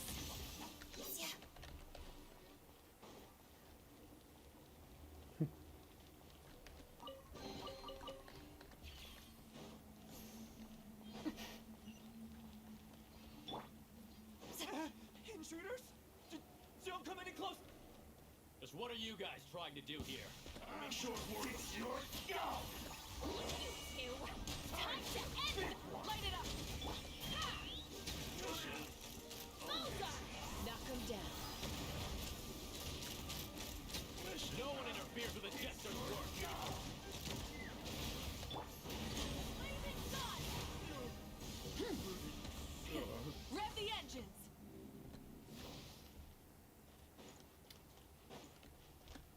Yeah, I love my... I really like my Matlin team.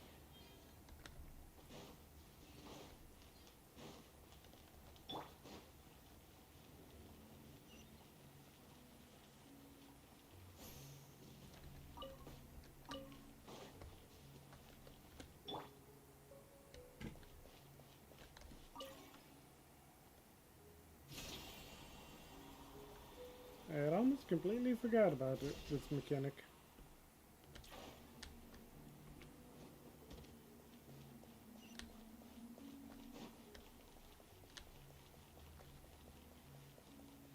Looks like no one's guarding this place. There's something off about that decoration over there. Look out! Let's deal with these before we move on.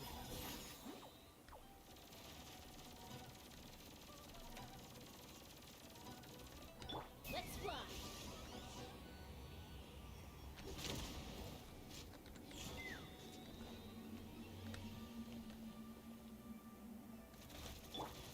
Fulfill our pact.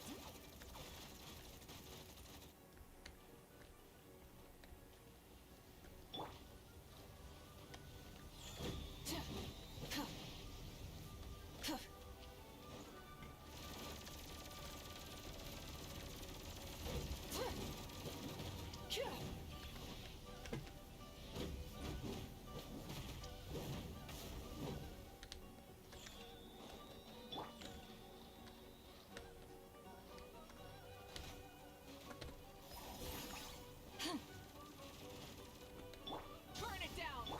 Take me up. Locked on. Pyroclastic surge. Oh, well that works.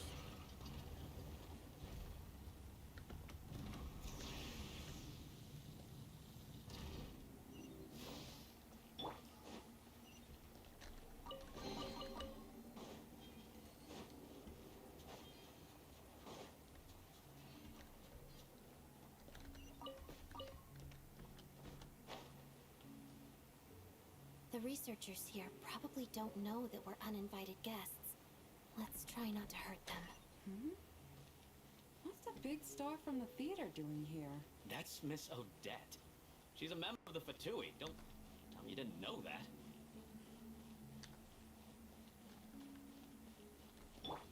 Was the whole reason for Project Stuja to support the research here at the Armory Palace? Just what are the Fatui and the Tsaritsa planning?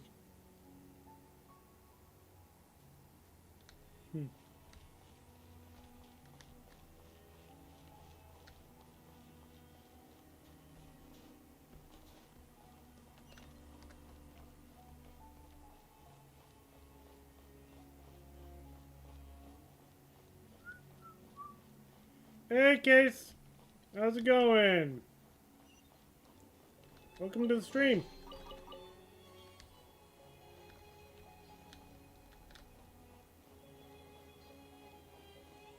Whoa! Who are you? Never seen you around here before. Okay, he seems to be a little more freaked out than... Which chapter am I on? Shoot, I can't even take a look at that. It's the newest chapter in Snezhnaya. I forget what the chapter number is. But I just faced Ronova in the theater in Snezhnaya, and right now we are Looks like there's no way invading through here. or Maybe using the infiltrating. power of this prism could help? We are infiltrating Snezhnayan Armory to figure out what's going on with Project Stuja and get Paimon back from the Jester.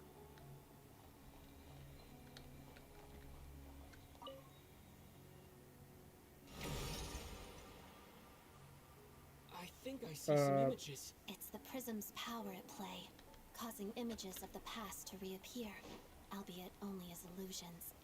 Let's make our way through here. Paimon. And the Jester. Is this another scene from the past? Yes. It looks quite old, though. I don't think it happened in the recent past. What? Okay, that begs even more questions. What's going on here?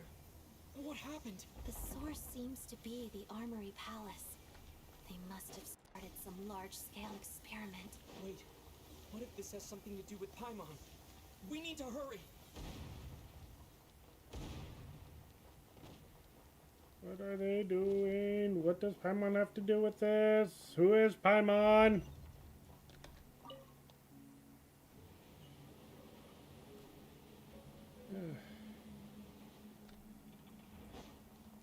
We're almost there.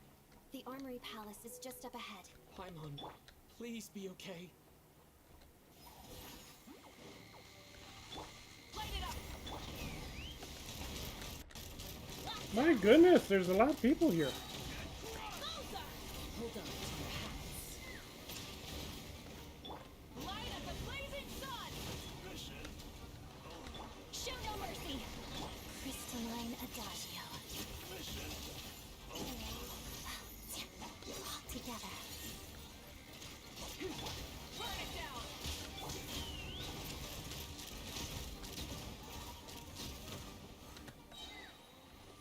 Okay. Well. So what has happened till now?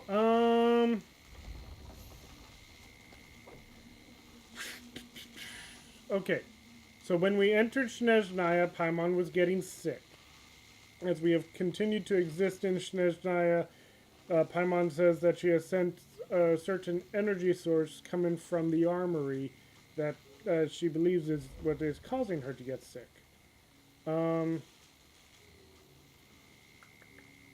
The Jester found her at one point when we got separated due to an avalanche, and Paimon said that he seemed to recognize her even though she didn't recognize him.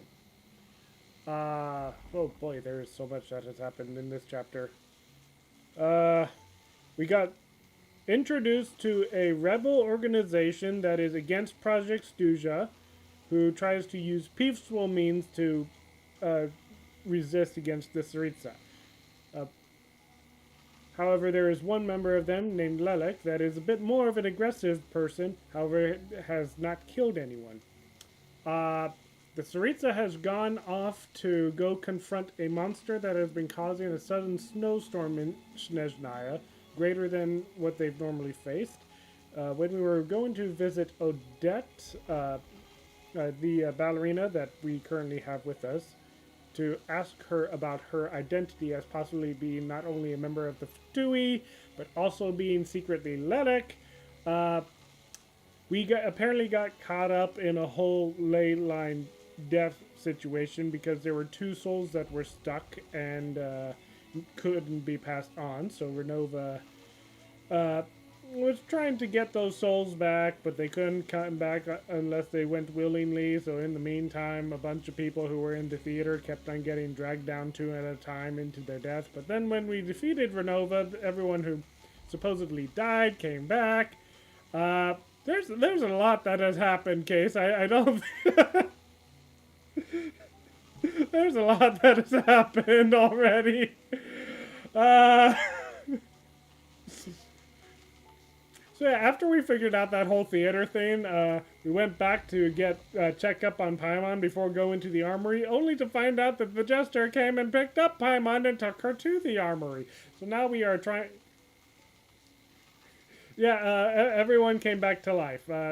In the end, the only people who actually died at the theater were the two souls that had been stuck in the theater. So we're all good there. Nobody actually died except for the people who had already been dead for hundreds of years. So we're fine. We're fine.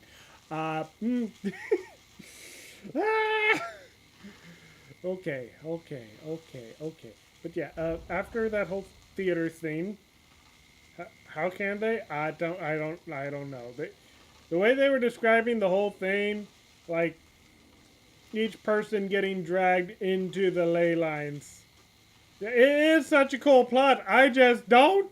It is just so much that has happened. And it doesn't even make that much sense because they were explaining this whole time about how as Ronova is trying to get those two souls back, she kept on claiming, the ley lines kept on claiming 2 souls at a time to compensate.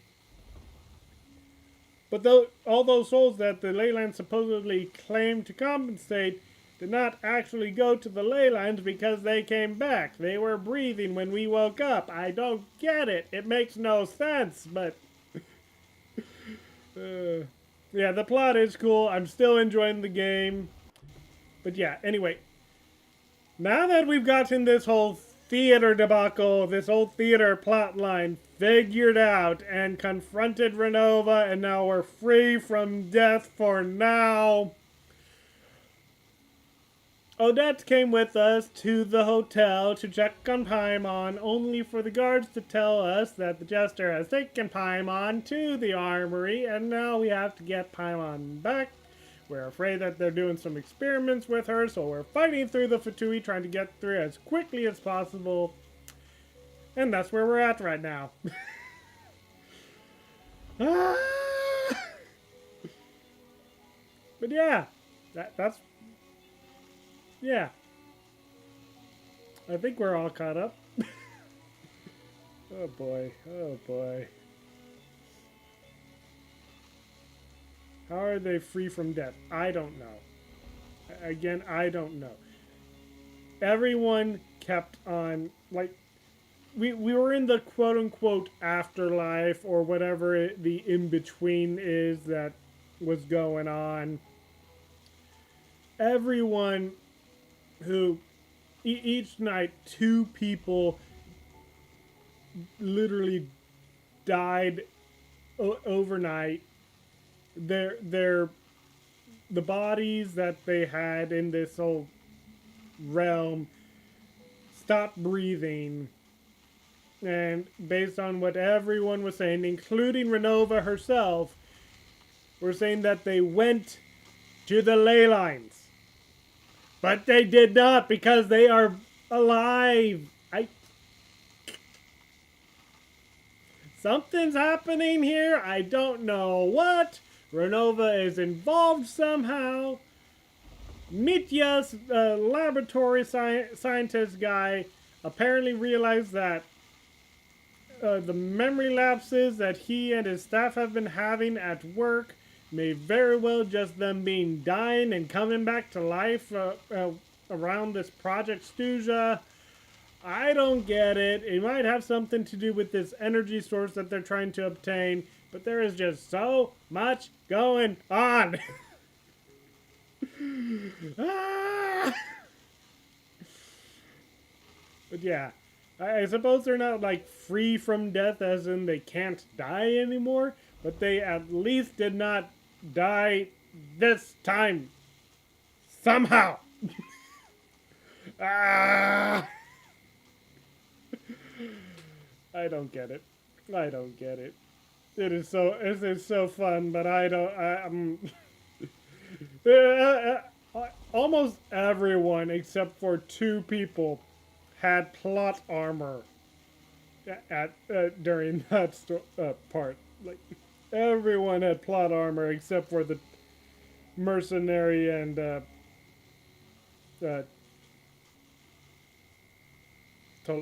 Talia or whatever her name was. But,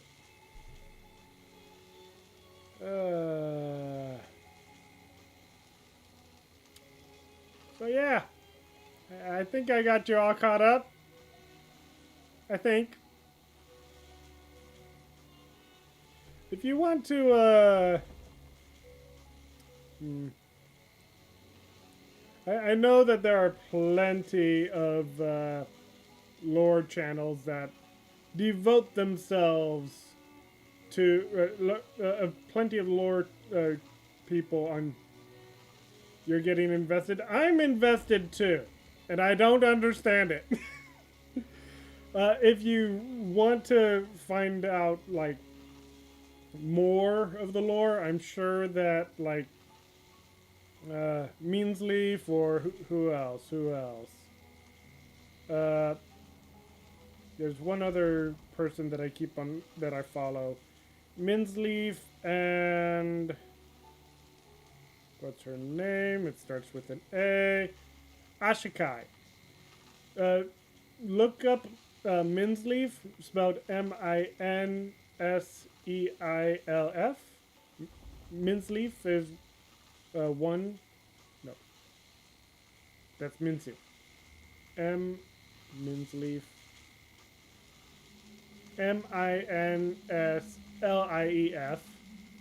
And then Ashikai.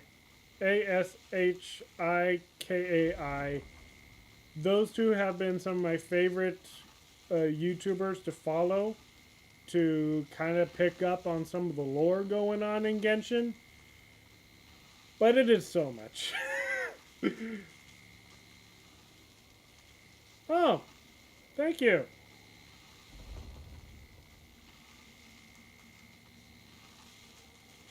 Real quick though, I do believe that I...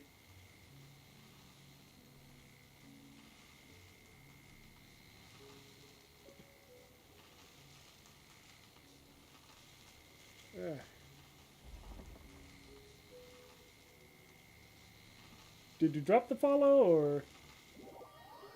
Shoot! I did not press the right button.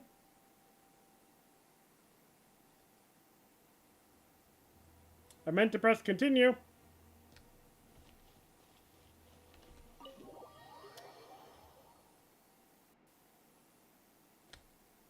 So now we gotta fight through all this again.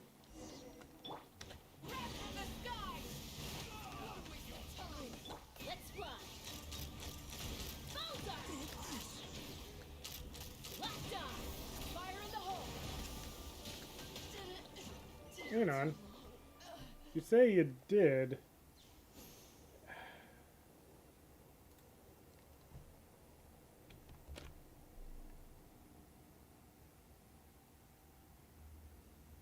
I got my Twitch alerts turned on and my YouTube alerts turned on.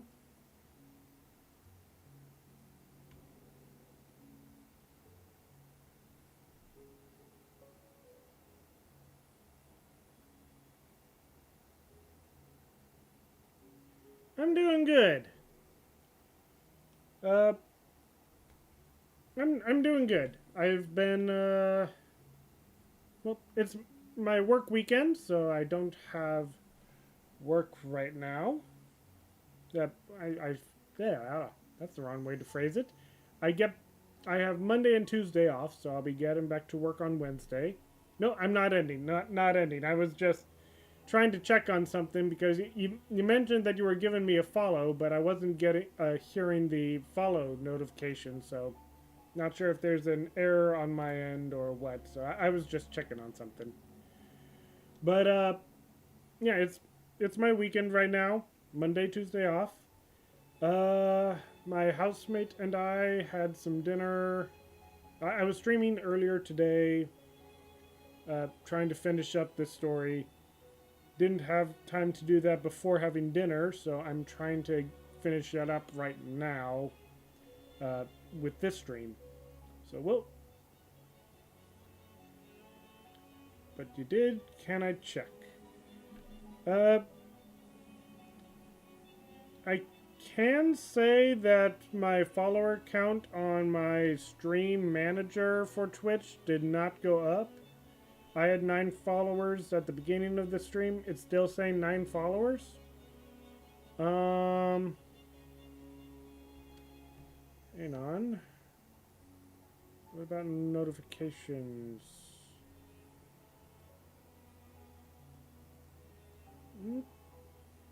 Nope, I'm not.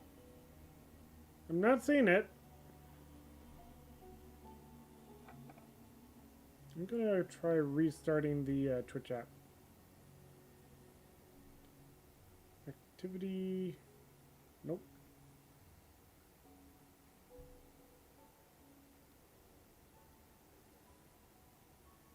Oh, hey, there we go. There we go. Now it says 10 followers. There we go. So now the only question is why I didn't hear the notification. So I'm gonna have to look up, take a look at that after stream. But yes, it does say 10 followers now. So thank you for the follow, Casey. Or, do you go by Casey or Ella? which would you prefer? Case, Ella, or is it Casey?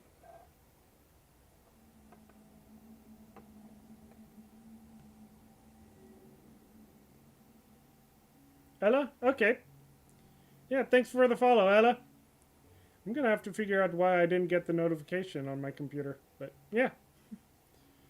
Alright. Oh, that's what...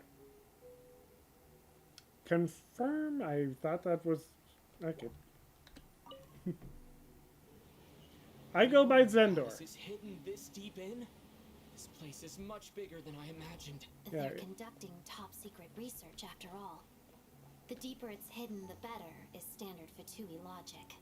Yeah, my name is pronounced Zendor. The X is kind of pronounced like the beginning of Xerxes. So Xendor, but instead of X sound, the X pronounced a Z sound. So yeah.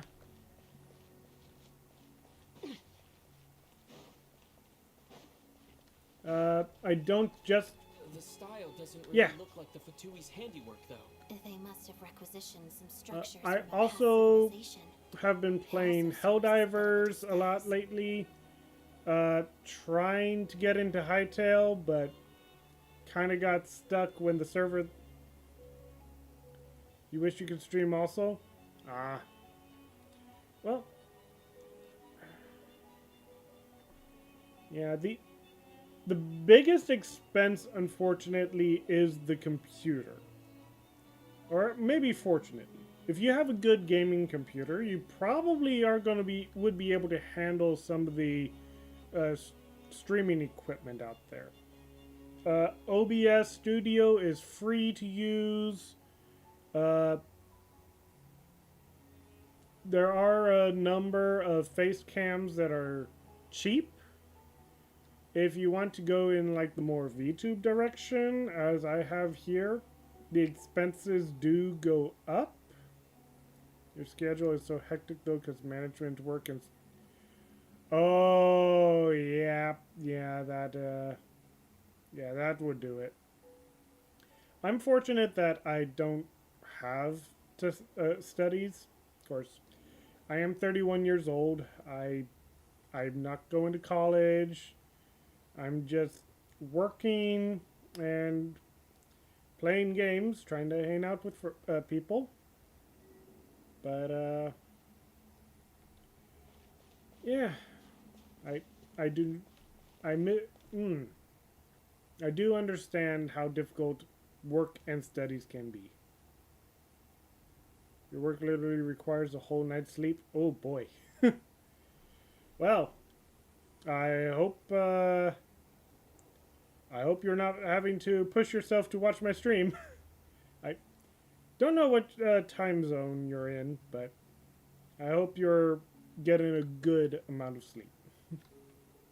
But yeah, I do appreciate you stopping by. Right, quick fight over here. Wait, unless... Looks like we're in for a tough fight. Suffer the wrath of E-Fleet! Let's shred, Sharky! You have clients this... Okay. Need a surfboard? That's good to hear. Intruders? Don't come any closer! Just what are you guys trying to do here? Short work, it's your skill! Plastic surge!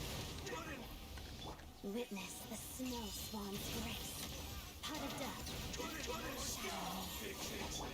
You two! Time to end them!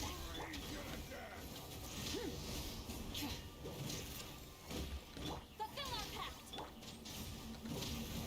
No one interferes with the jester's work. Open fire! Alright. It's a shame that I accidentally hit the wrong key because this is taking a while.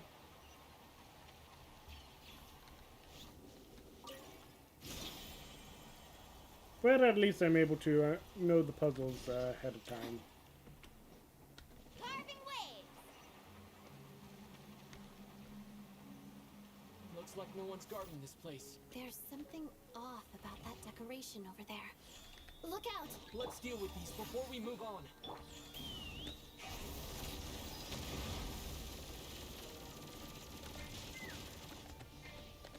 Oh, come on, swap, swap. Light up the blazing sun!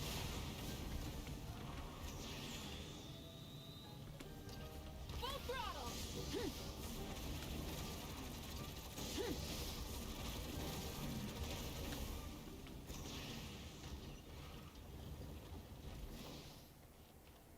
Okay.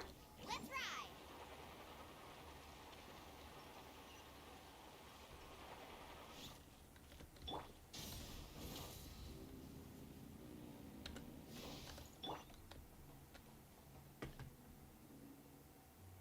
Okay, fade away so I don't accidentally strike anybody.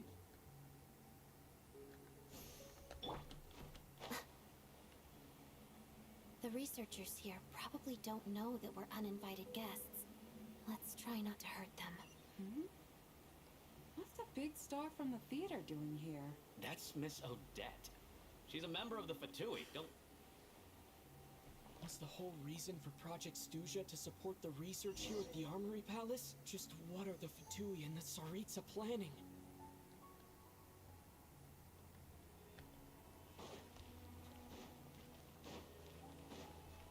Don't mind me. Don't mind me. Don't mind me, everyone is all perfectly fine and dandy. Who are you? Never seen you around here before.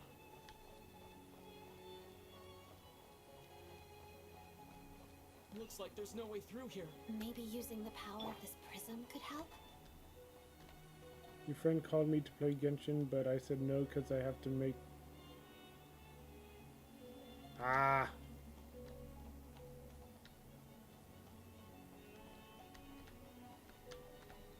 I mean...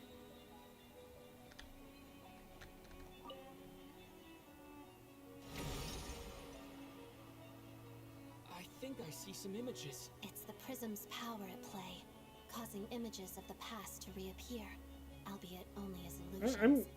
Let's make our way through here. Your friend called you to play Genshin, but you said no because you have to make a model since you get into this artwork. Your routine has become so okay. That's unfortunate. Paimon. And the Jester. Is this another scene from the past? Yes. It looks quite old, though. I don't think it happened in the recent past.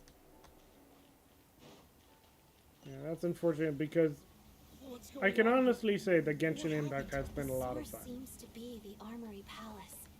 They must have started some large-scale experiment. Wait, what if this has something to do with Paimon? We need to hurry! That we do. And now we're back to where we were.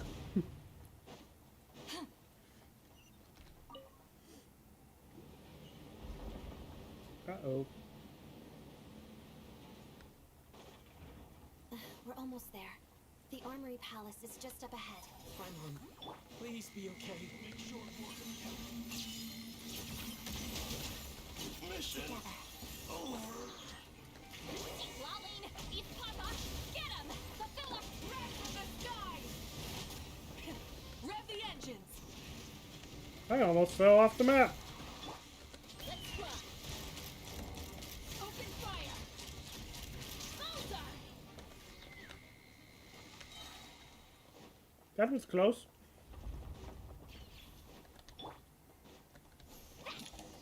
Oh. What's going on? Wait, I remember this feeling.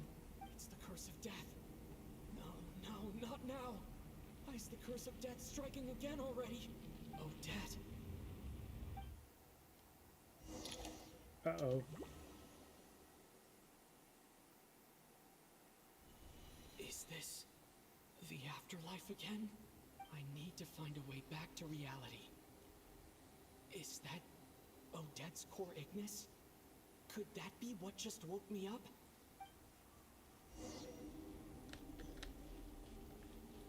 Well, I can't sprint right now. Oh, that's horrifying. Well, Ronova knows we're here.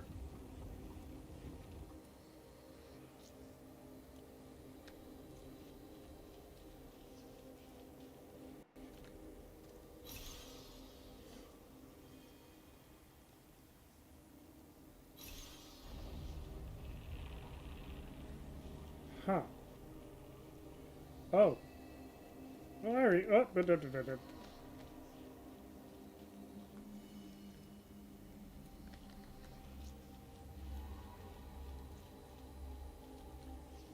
This is familiar.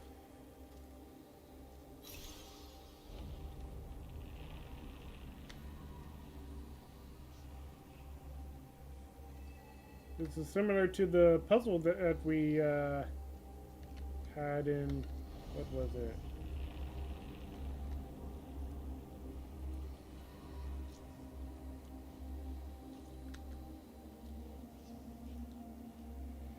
What other games do I play? Currently, I've been playing a lot of Helldivers 2.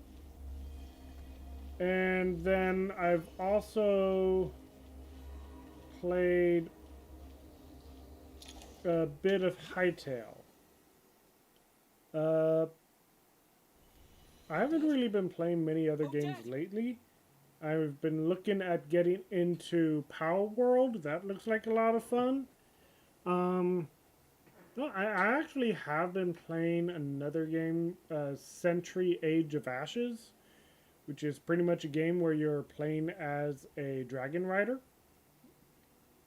They've got PvP mode and they've got racing mode, and it can be a lot of fun. But it also is old and heavily microtransactional game, so I haven't really been getting it into that much. But that's pretty much all the games that I've currently been playing.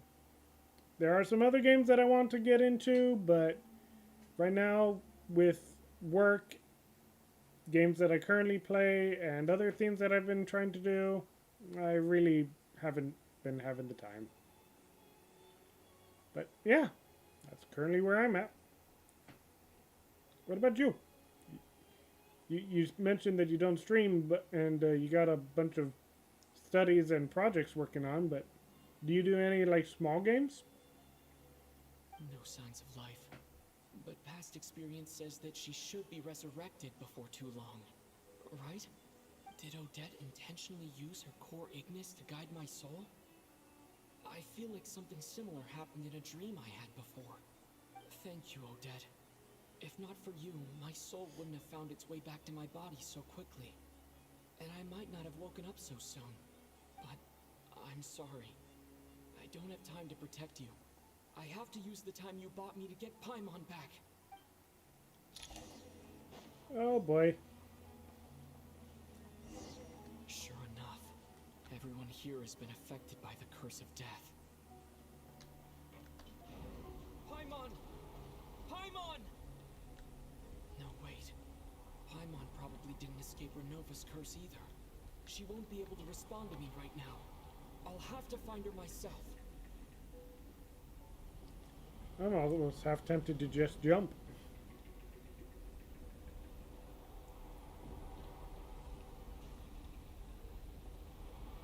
Uh-oh, don't crush them. Me too. Okay, phew. Is this the laboratory he works in? What happened here to trigger the curse of death again so soon? I'll have to ask him when he wakes up. Finding Paimon has to take priority now. Based on the position of everything. Nope.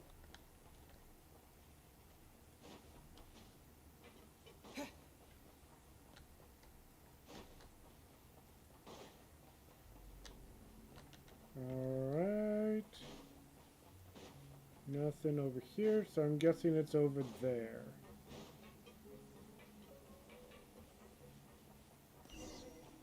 Yep. Found her. Paimon really is here. Of course, now I have to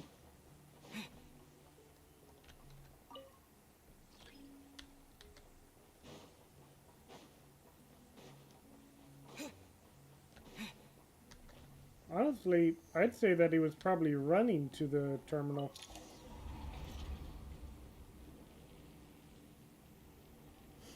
Uh-oh.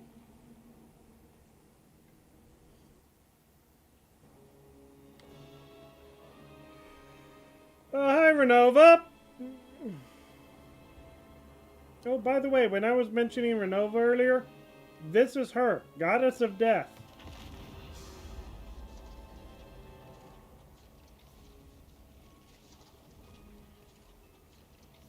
You don't learn, do you? Ronova. You've already been involved in one mass death, and now you show up at the scene of another. This might have passed for a coincidence the first time, but a second time? Am I to assume you are intentionally interfering in Snezhnaya's affairs? Judging by your expression, it seems that you understand little of what is going on here. In that case, a word to the wise. Do not interfere in Snezhnaya's affairs. A civilization that fails to learn its lesson constantly depletes its own worth. It will one day lose any reason for its existence. And as a descender, you are perfectly suited to be the lifeline to which a dying civilization might desperately cling. Consider your position carefully. No advice needed. I'll make my own judgments. Suit yourself. When the day of reckoning arrives, not even a descender can hope to escape unscathed. The time for resurrection fast approaches. The mortals here are not yet worthy to behold my form. So that will be all for today.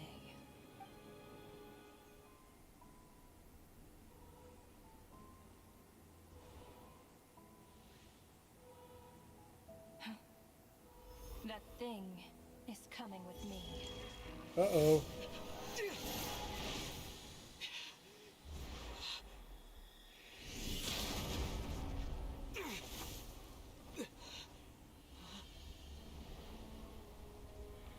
Woo! Go, okay. You awoke sooner than I thought. The curse of immortality is stubborn, unable to enter the ley lines, yet not content to remain a spirit. Ruler of death, what do you want? You perplex me. Oh boy. Both you and you. That thing may be a creation of Celestia, but it possesses none of Celestia's power, let alone authority. Your obsession with it baffles me. No matter. The resurrection will soon begin. Okay. It's worthless anyway. I'll reclaim it next time.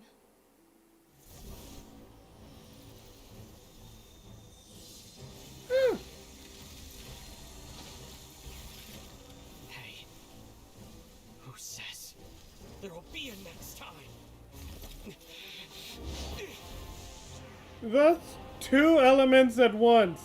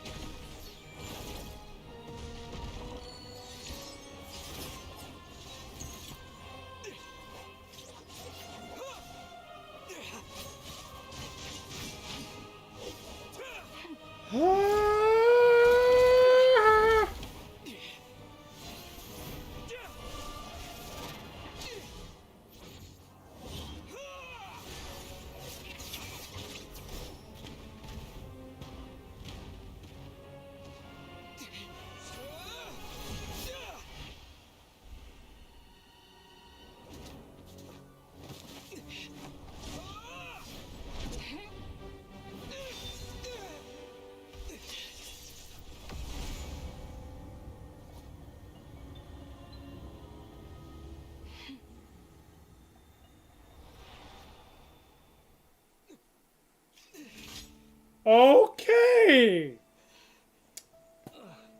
We can face off against the Ruler of Death.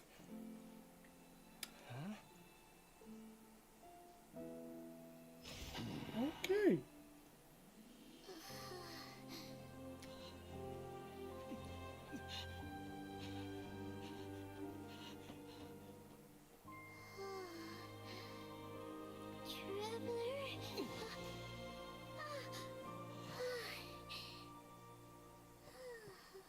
Okay. Well, I missed you, Paimon. What are you talking about? We haven't even been apart for that long, have we? It was different this time. You seem to be in pretty good shape. Yeah, Paimon's back in tip-top condition. It's the weirdest thing. Paimon fell asleep earlier, and when she woke up, she found herself here. The jester and that guy talking to him used some kind of energy on Paimon.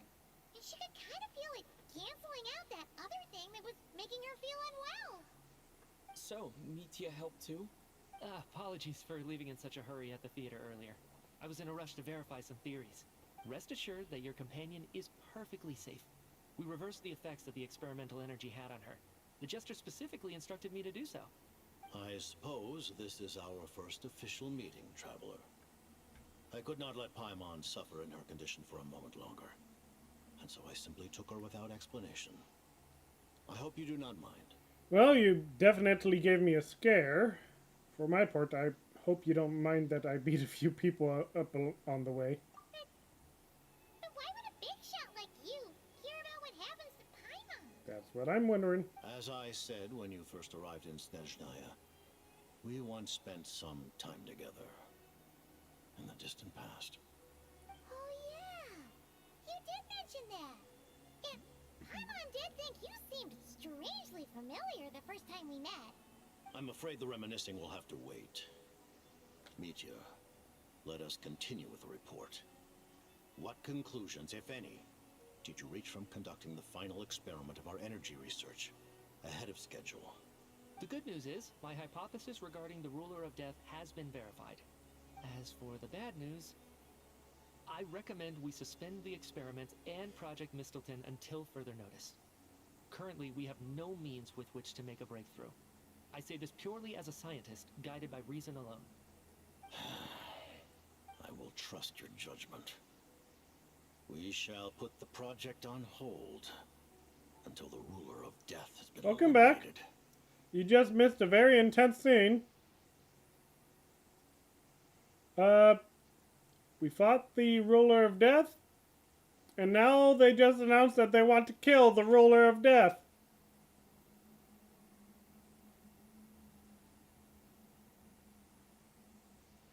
Oh boy. Wait, what are you guys talking about? You want to get rid of Ronova? Like, how? By killing her? By whatever means necessary, so long as it removes the threat she poses to Okay, us. maybe not kill him. Until then, everything we do will be in vain. After what just happened, I've ascertained Renova's goal. Or rather, the trigger condition for the Curse of Death. Okay, let's hear it. What she's doing is blocking Snezhnaya's technological progress, preventing us from possessing any means with which to threaten the heavenly principles. I do have both a Discord and an X.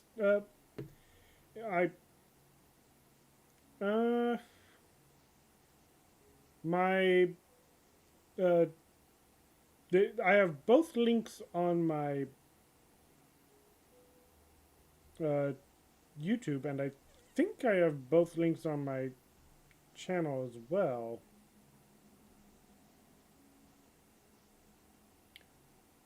Hang on. Okay, I have my X linked on my channel.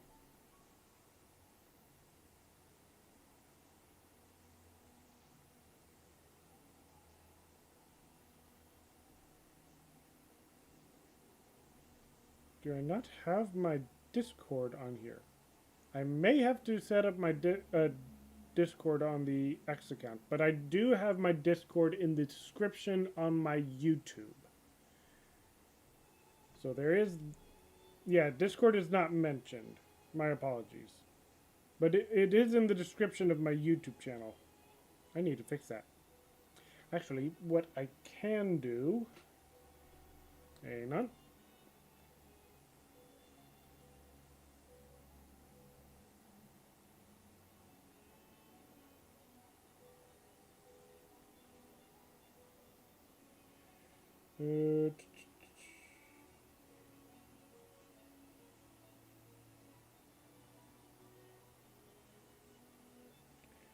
I can do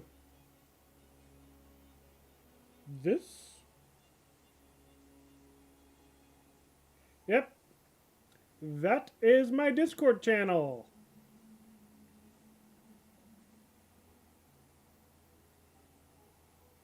There we go.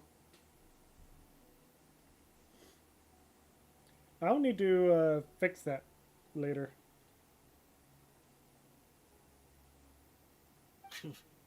Just like the little lapdog she is. So, any ideas, research, or experiments that lead to technological progress can trigger the curse. Just now, for instance, I was set to launch a final phase energy experiment ahead of schedule. If the experiment was successful, we could have achieved a crucial breakthrough. As expected, though, the moment the experiment began, all the researchers, technicians, and witnesses died from the curse. All that effort, not to mention the energy and materials we relied on Project Stuja to gather for us, went to waste. In the end, nothing was gained. Does that mean something similar happened when we were at the theater? That's right.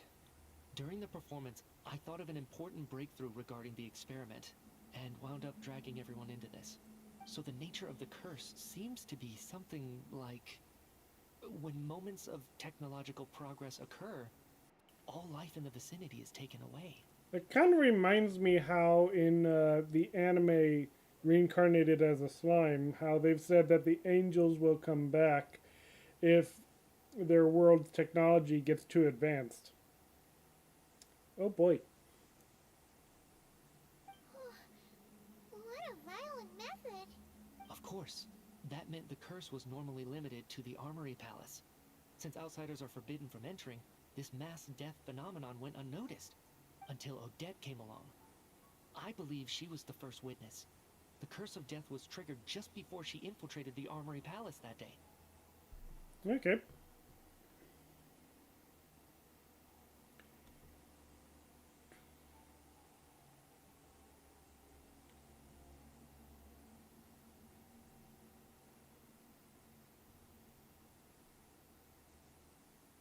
When you say a request, do you mean like a...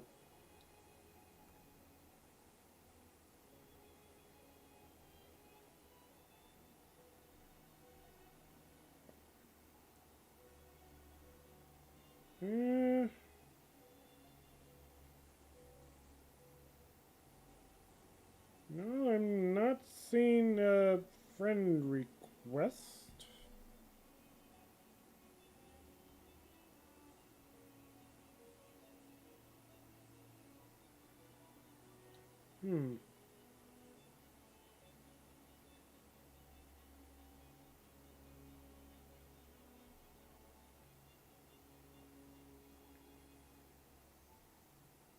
Yeah, I don't know. That was a link to my Discord channel.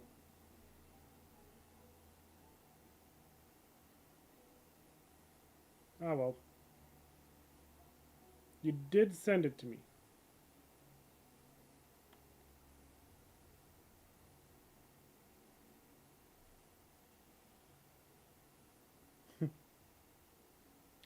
uh,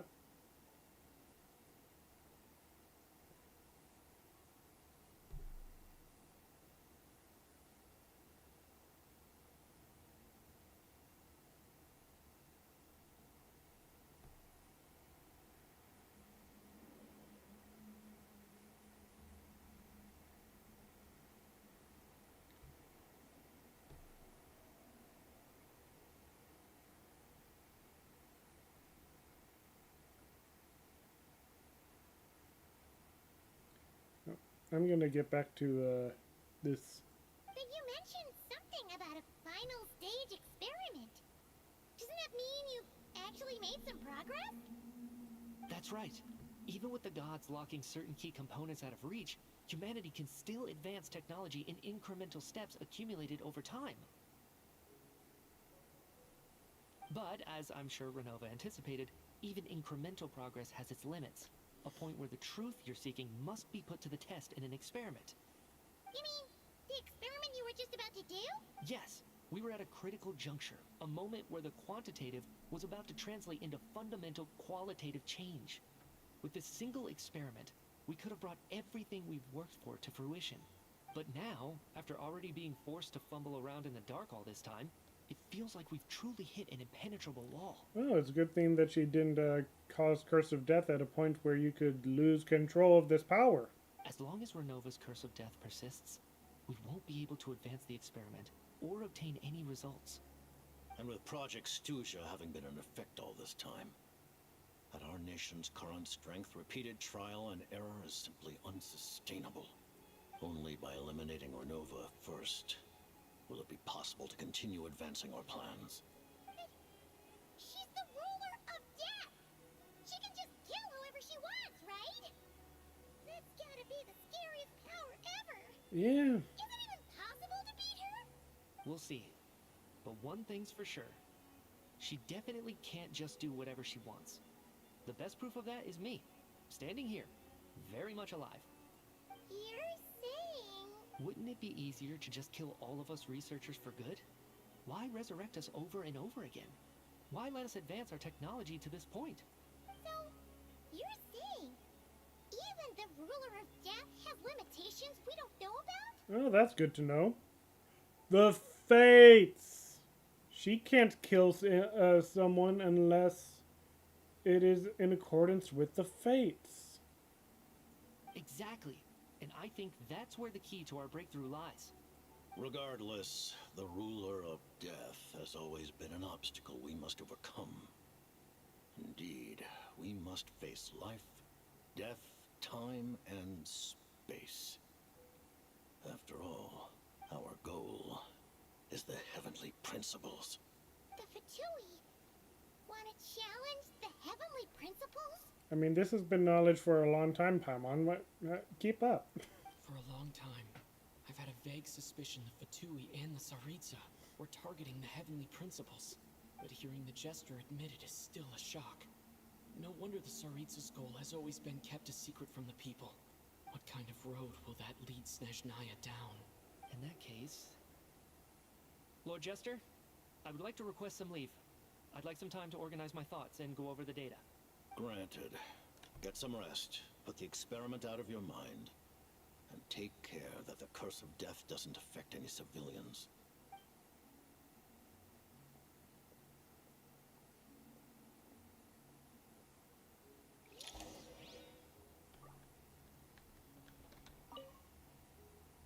While there is yet time, allow me to offer you my hospitality, honored guest of Snezhnaya. Is there anything you wish to know? About Project Mistelton. I remember hearing the term Mistelton from Columbina. Yeah, Paimon wanted to ask about that when the name came up just now. What is it? Paimon's heard of Project Stuja, but not this one. As you know, Project Stuja is a series of measures enacted to consolidate our nation's resources, the greater purpose of which is to serve Project Mistelton. Many of the things you have encountered thus far are essentially for the advancement of that project. This includes the Kuvaki experimental did send design me a bureau request. in Notrai. Okay. Researching Kuvaki was merely a facade. Its core objective was to use local resources and research findings to build Mistelton itself.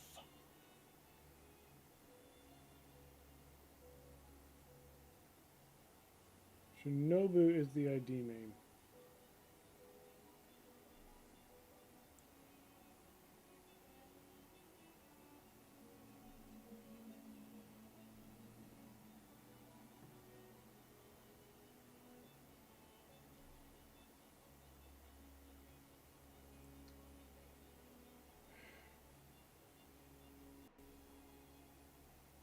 Nope.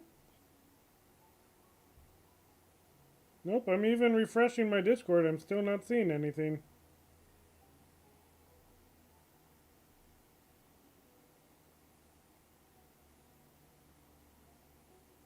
I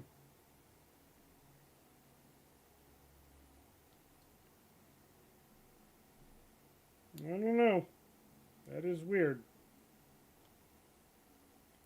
At least previously when when you said that you follow me on Twitch, like it took me refreshing the app to for me to see it, but I'm refreshing the Discord app and I'm still not seeing it. Can I send you?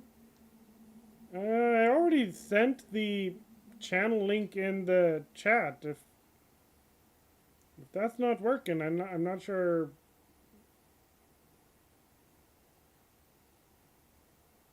I don't know. That is weird. Oh well. Maybe we can try to figure it out at some other time. But if you want to follow me on X, my X ID is in the Twitch, so you can follow me there. But yeah, that is weird.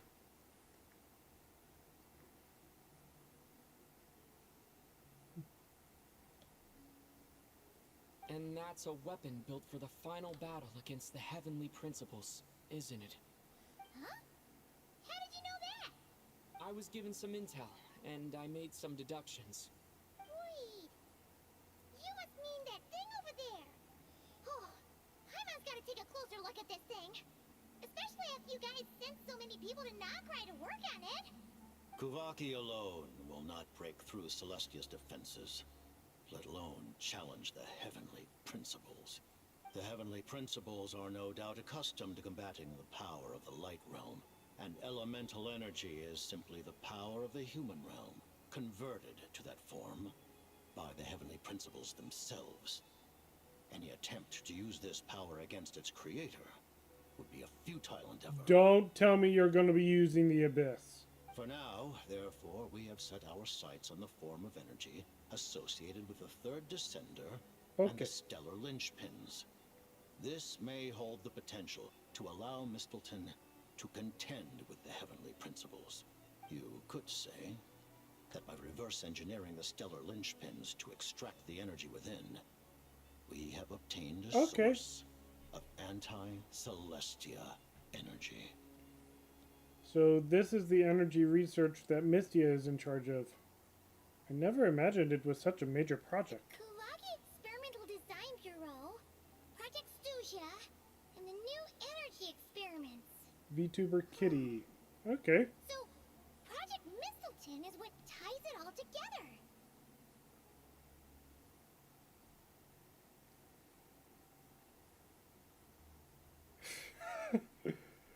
Okay.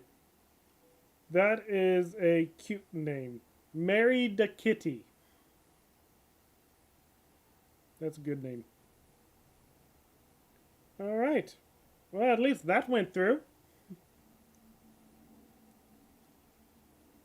And hey, you're also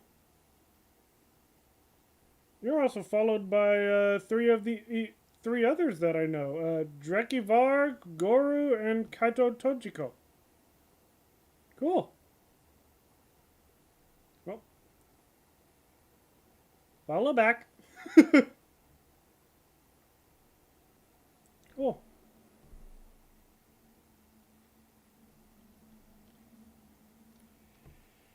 Alrighty.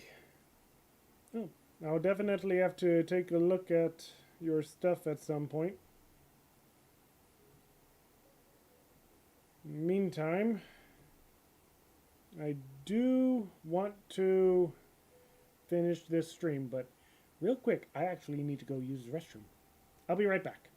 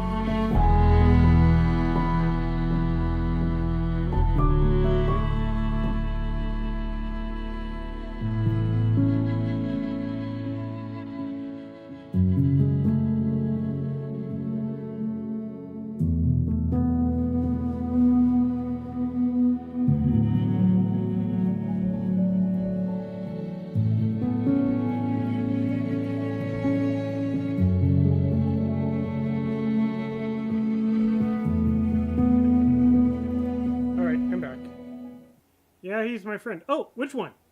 I mentioned 3 names.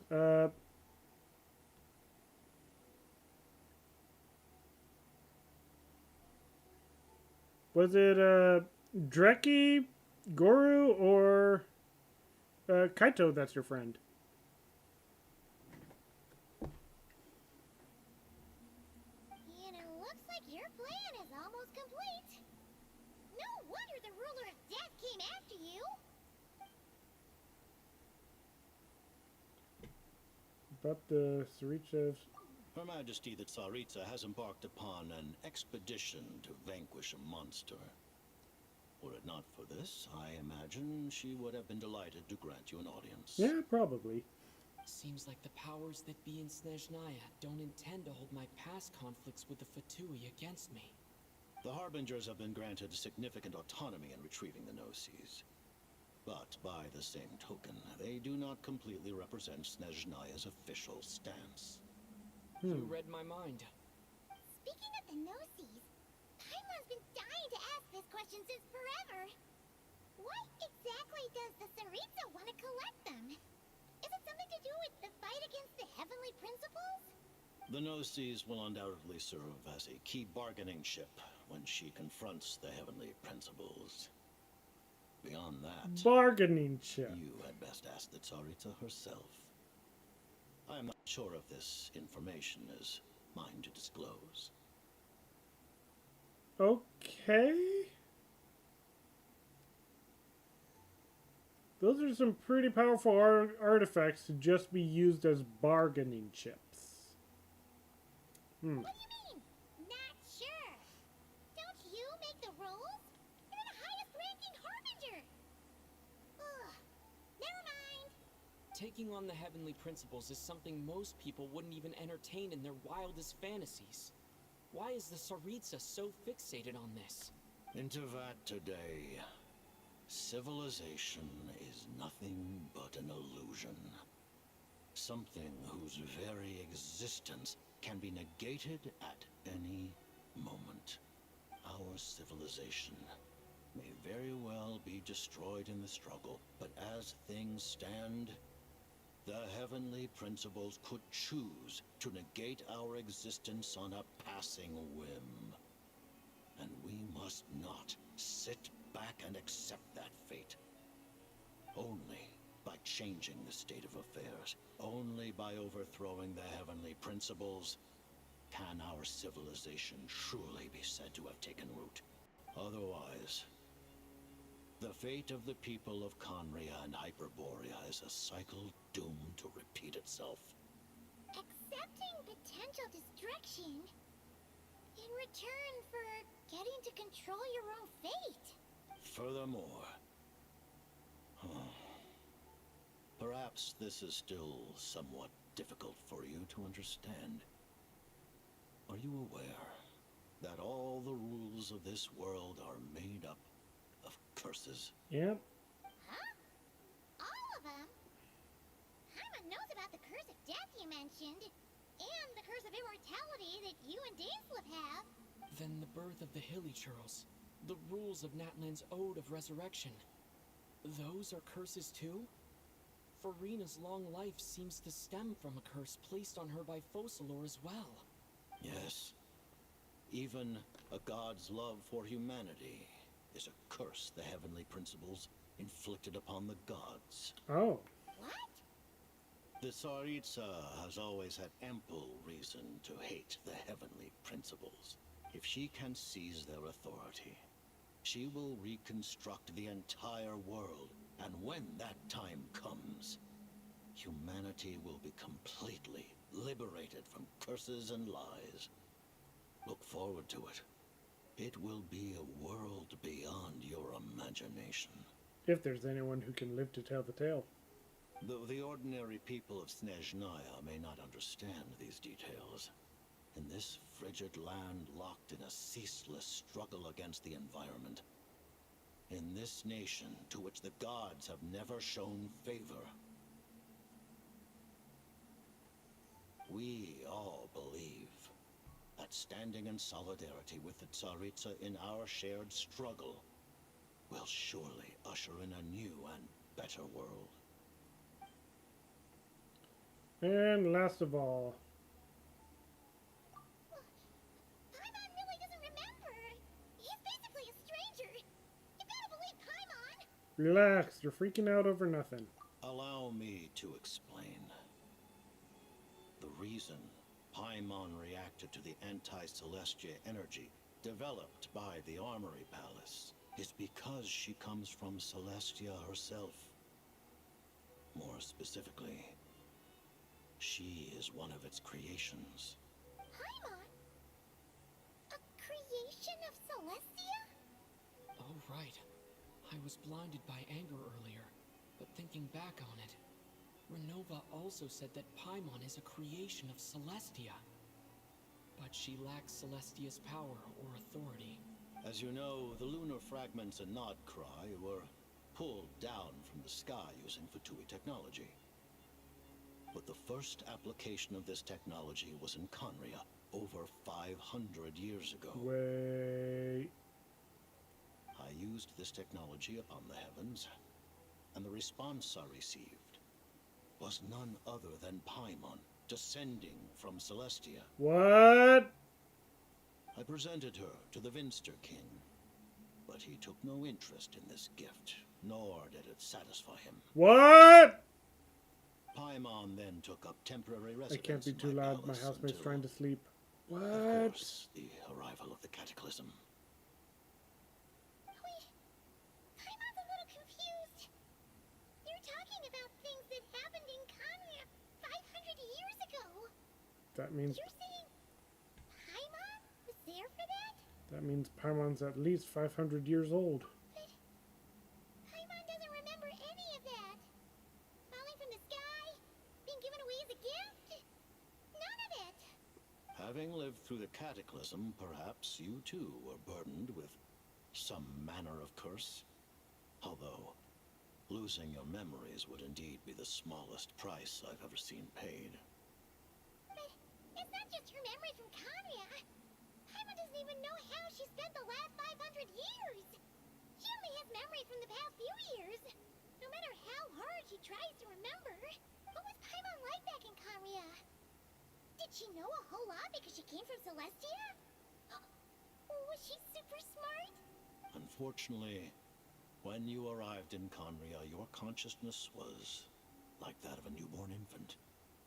None could say what kind of being you once were in Celeste. During the time you lived in Conria, your personality was no different from how it is now. No surprise the Vinster King wasn't exactly taken by her charm. At least it sounds like you were able to fly under the radar. Aw, man! Paimon's plan to get her memories back and become super smart is ruined before it could even start. You know, even though Paimon lost her memories, she still feels weirdly close to you for some reason. That must mean you took pretty good care of Paimon back then. Alright. The jesters, under my good graces, I guess. On the contrary, Oh, I never mind. completely ignored your existence. I was entirely focused on my struggle against Frocteteer the Wise. But now, as I see it, it is as if you are the only sane thing that survived that era of insanity. And thus, are worthy of protection. Aw. Noted. Man, Paimon's gotta stop projecting friendship on everyone she meets. But, Traveler? Even though you know Paimon's some creation of Celestia now, you still want her, right? You're not going to abandon her? Nah, even if she's the heavenly principles, we're good. You're still Paimon to me, Paimon. Oh, phew! That's a relief. Paimon's just learning about this, too.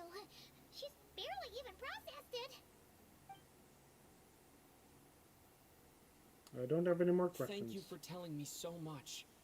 I'm a bit surprised, honestly. I didn't expect you to be quite so transparent with me. Given the circumstances, the Fatui need not hide anything from our allies. Allies?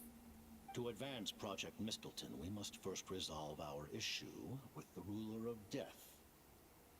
And if I presume correctly, you have no intention of letting her actions go unpunished either, do you? Well, we at least don't plan on letting her taking Paimon.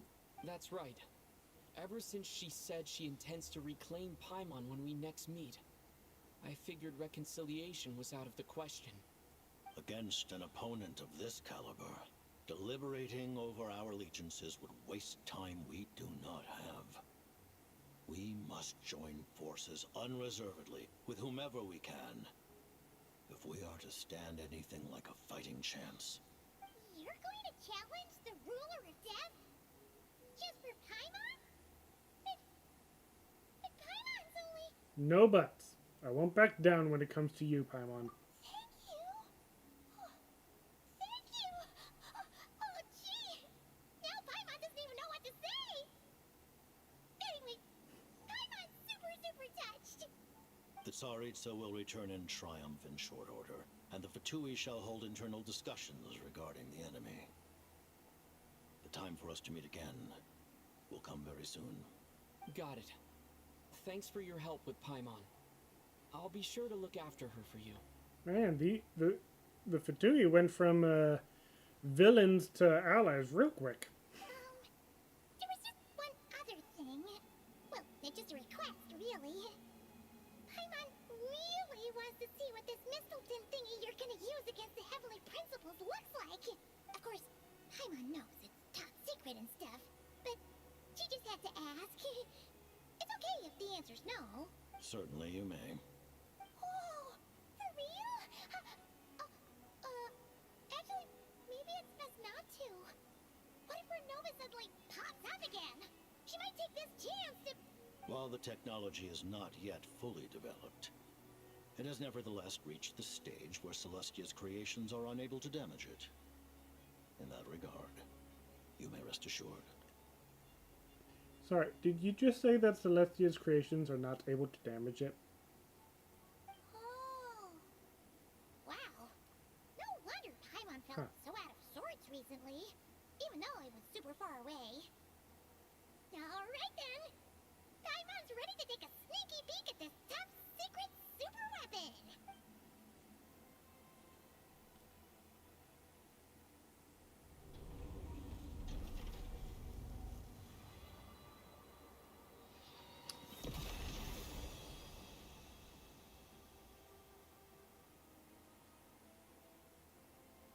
Huh.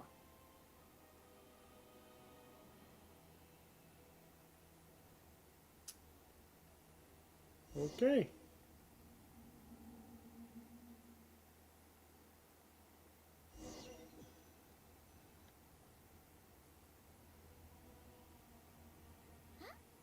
Oh, hey there, Odette! Paimon? You're okay. Thank goodness. You look well. Have you recovered? Long story short, yep, Paimon's all better. What are you doing here? Were you waiting for us? That's right. When I woke up, I wanted to go in after you, but the guards had woken up as well. It would have been tough to take them on alone, and there was no easy way to sneak past them. So I returned the way I came and waited for you here. It was thanks to you that my soul found its way back to my body so quickly. Thank you. Huh. That actually worked? Nice. I just figured I'd try my luck when that ominous feeling struck me. Really, you should be thanking this thing instead. Anyway, and now that things here are all taken care of, I have other things I should get back to. Okay. Ah, Director Chuganov, you're back. We just received notice that Project Stuja has been suspended, so we've convened an emergency meeting. This is the preliminary plan. In addition to expanding production capacity, we've also discussed feasible layoff plans to optimize revenue and expenditure structure. Our calculations indicate that the factory's profits will increase by at least 30%. Just give the word, Director. That won't be necessary. Leave the energy for those who need it. Whether they use it just to get by or to run a business, that's up to them. Start preparing to halt production and lay off the staff. Make sure the workers are able to land on their feet and that they are duly compensated. Thank you all for your hard work during this time. Am I hearing you right? Why? After all the tough times we made it through, now is exactly when we should start to turn a profit. I just suddenly don't want to do this anymore. Huh. Does there have to be a reason? Miss Scram, it's time to rest. Dear esteemed members of the Rokot, given the effects of Lelek's radical actions upon our organization's reputation and social stability, a decision has been made to permanently withdraw this codename from use. Considering that Lelek did what they did for the benefit of the people, the Rokot has nevertheless negotiated with the authorities, ultimately securing a waiver for all penalties due to them. Lelek will be suspended for a period of time. Depending on their future performance, they may be allowed to adopt a new codename and continue acting as part of the Rokot. The purpose of this notice is to remind everyone once again that motives and methods are equally important when one operates in the shadows. Even with Project Stooge's suspension and our interim operational victory, we must guard against complacency and rashness and work to consolidate the progress we have made so far.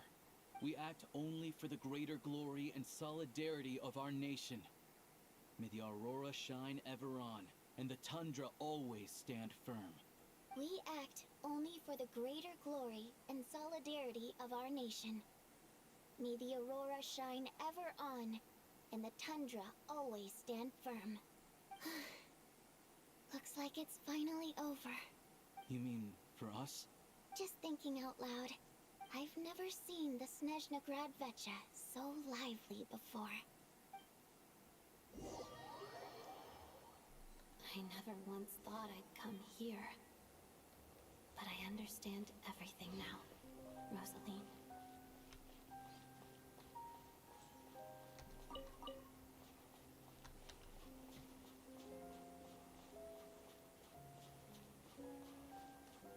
Oh.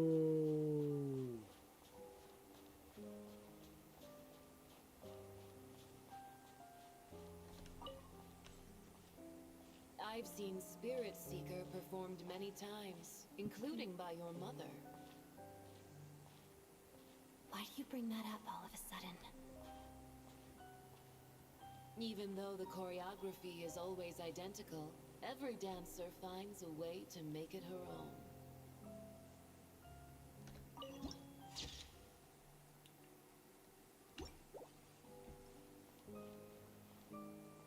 So you actually want to talk to me about ballet? I just think it would be a pity if the dance was lost to history. She didn't teach it to you, did she? That was an unusually subtle taunt for you. I thought she didn't like ballet.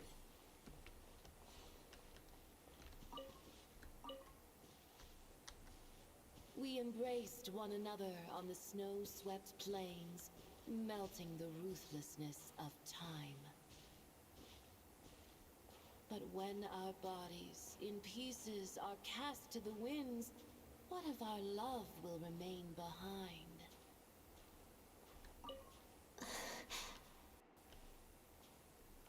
Don't tell me you can't sing.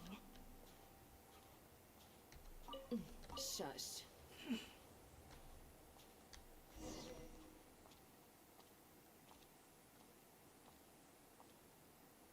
I understand her hatred. The Fatui robbed her of the life she should have had. I never opposed her dancing. Yet still I became an enemy of her ballet. I'll just keep my distance. Many despise me. I'm used to it. You're certainly not one to shy away from confrontation. But children, they need a different approach. I'm hardly the most maternal figure. Yet she is a child. Oh, Dad's doing the dance for her in front of her While a grave. father commands authority, he must still yield to love. You should tell her what you think about her dancing.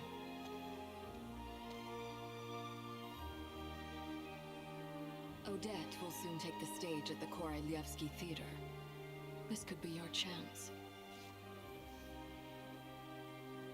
Geonosis secured. It went smoothly. I'll be there.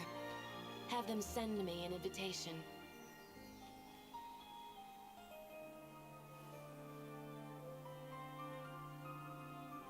Sadly, things didn't work out. Her final words are inside that block of ice. This? Aren't these for monitoring her subordinates? Not yours.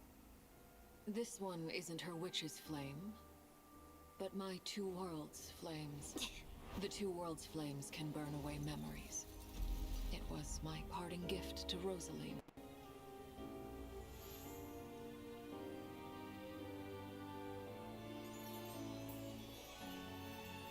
If all goes to plan, she and I will both live to see the Tsaritsa succeed.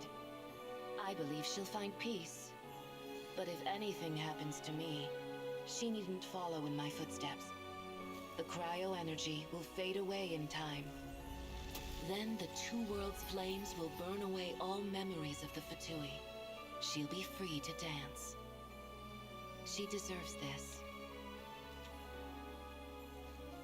I will handle the aftermath. The choice is yours, child.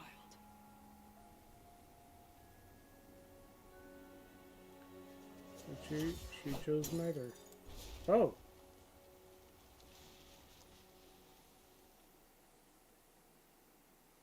Oh.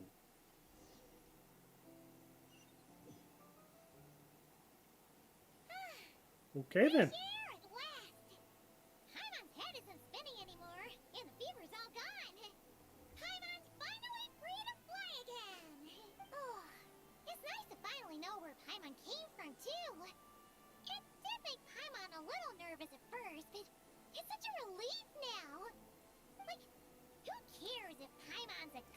Of Celestia. She's probably not anyone that important. Probably just a fairy of food and fun or something. Okay, so that I just realized that this pretty much completely debunks the theory that Paimon is a portion of the Shade of Space.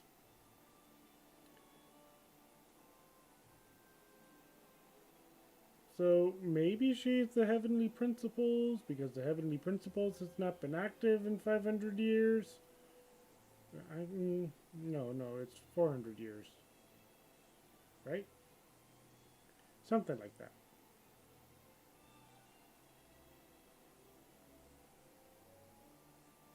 Oh well. And like you said, this doesn't have to change anything between us. You're not gonna just... Hey! Hurry up! Why are you walking so slowly? You've spent the last few days lying in bed and stuffing your face. I didn't think you'd be able to fly this fast. Says who? Paimon's as agile as ever. They don't call her White Floaty for nothing. Paimon originally wanted to check out the bookstores in Snezhnograd, but she's more in the mood for flying around right now, so let's save that for later. Wait, they've got light novels from Yai Publishing House here too. Huh? And this is Paimon's favorite mystery story from Fontaine. Wow, they got a sequel. The local Snezhnaya books look pretty interesting too, but also kind of heavy. Not the easiest things to look around. I thought you were in the mood for flying around. Paimon can read while she flies. Hey, look at these two domes. Which do you like better? Oh. Honestly, Alright, boss, we'll take both. Paimon will have the other one. Oh, I thought we were only getting one. All right, fine. I'll pay. There you are. Thanks for visiting. Paimon will grab this and then... Huh?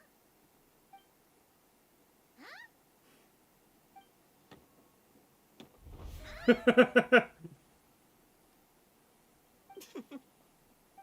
many layers does this thing have? And what are you laughing at? Huh. You knew all along, didn't you? A whole bunch of Hey! And that's what Child's sister actually looks like. I know that voice. Of course. If it isn't Paimon and my old comrade. You're looking well, Paimon. All better? Yeah! The jester knew I was wrong and fixed Paimon right. Excuse me. It is 11:19. I should be in bed now, but I wanted to finish this. Oh, yeah. About that. That was kind of embarrassing. Who could have known that our director would go looking for you in person? So sorry for the misunderstanding. Oh, right. Let me introduce you. This is my little sister, Tonya. Hello, Tonya. Hello, hello. Firstly, I'm really sorry about my brother. Sounds like he's caused you no end of trouble. Hey now, why'd you have to start with that? Not that it isn't true, of course. So she's the real Tonya. She said you two didn't manage to meet up at the theater. She waited ages for me, and when I didn't show, she got a little worried and went outside. Wait, you mean you didn't even tell Tonya I'd be going in your place? I know, right? He didn't bother to say a word to me.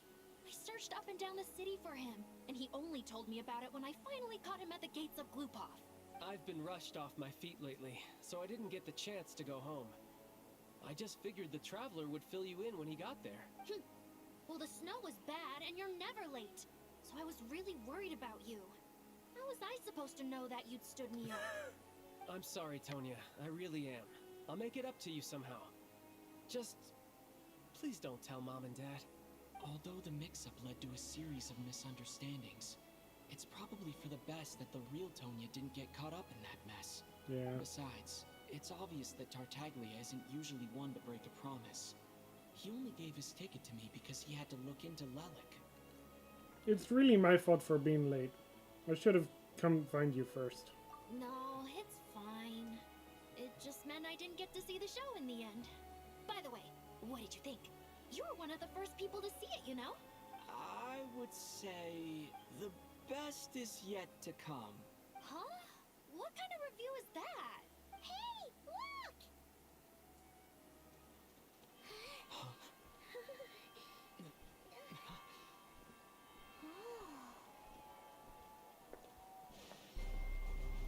Oh, it's the Tsaritsa!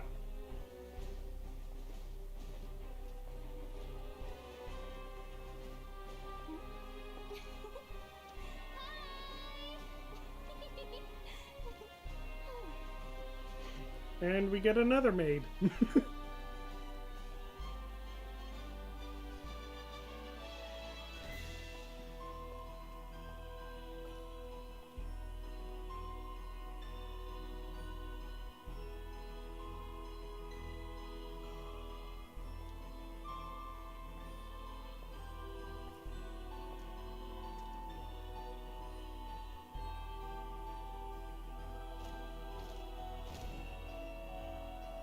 That looks like a Super Earth salute.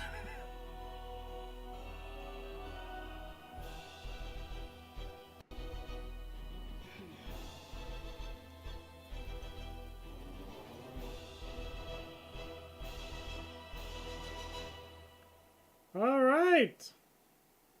And with that, I believe that chapter's over. Oh boy.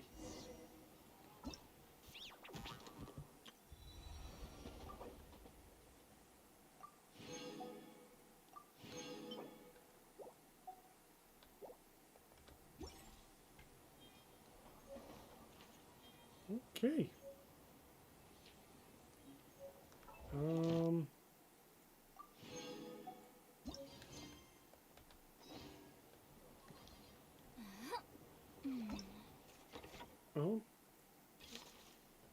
And we can claim the rewards from that.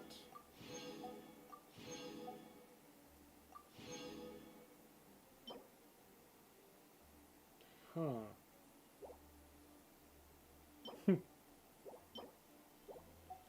Okay.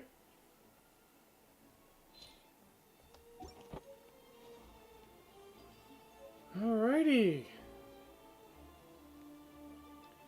And with that, I think we're at a good stopping point. I do need to get some sleep.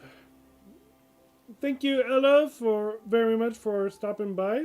Very much appreciate it.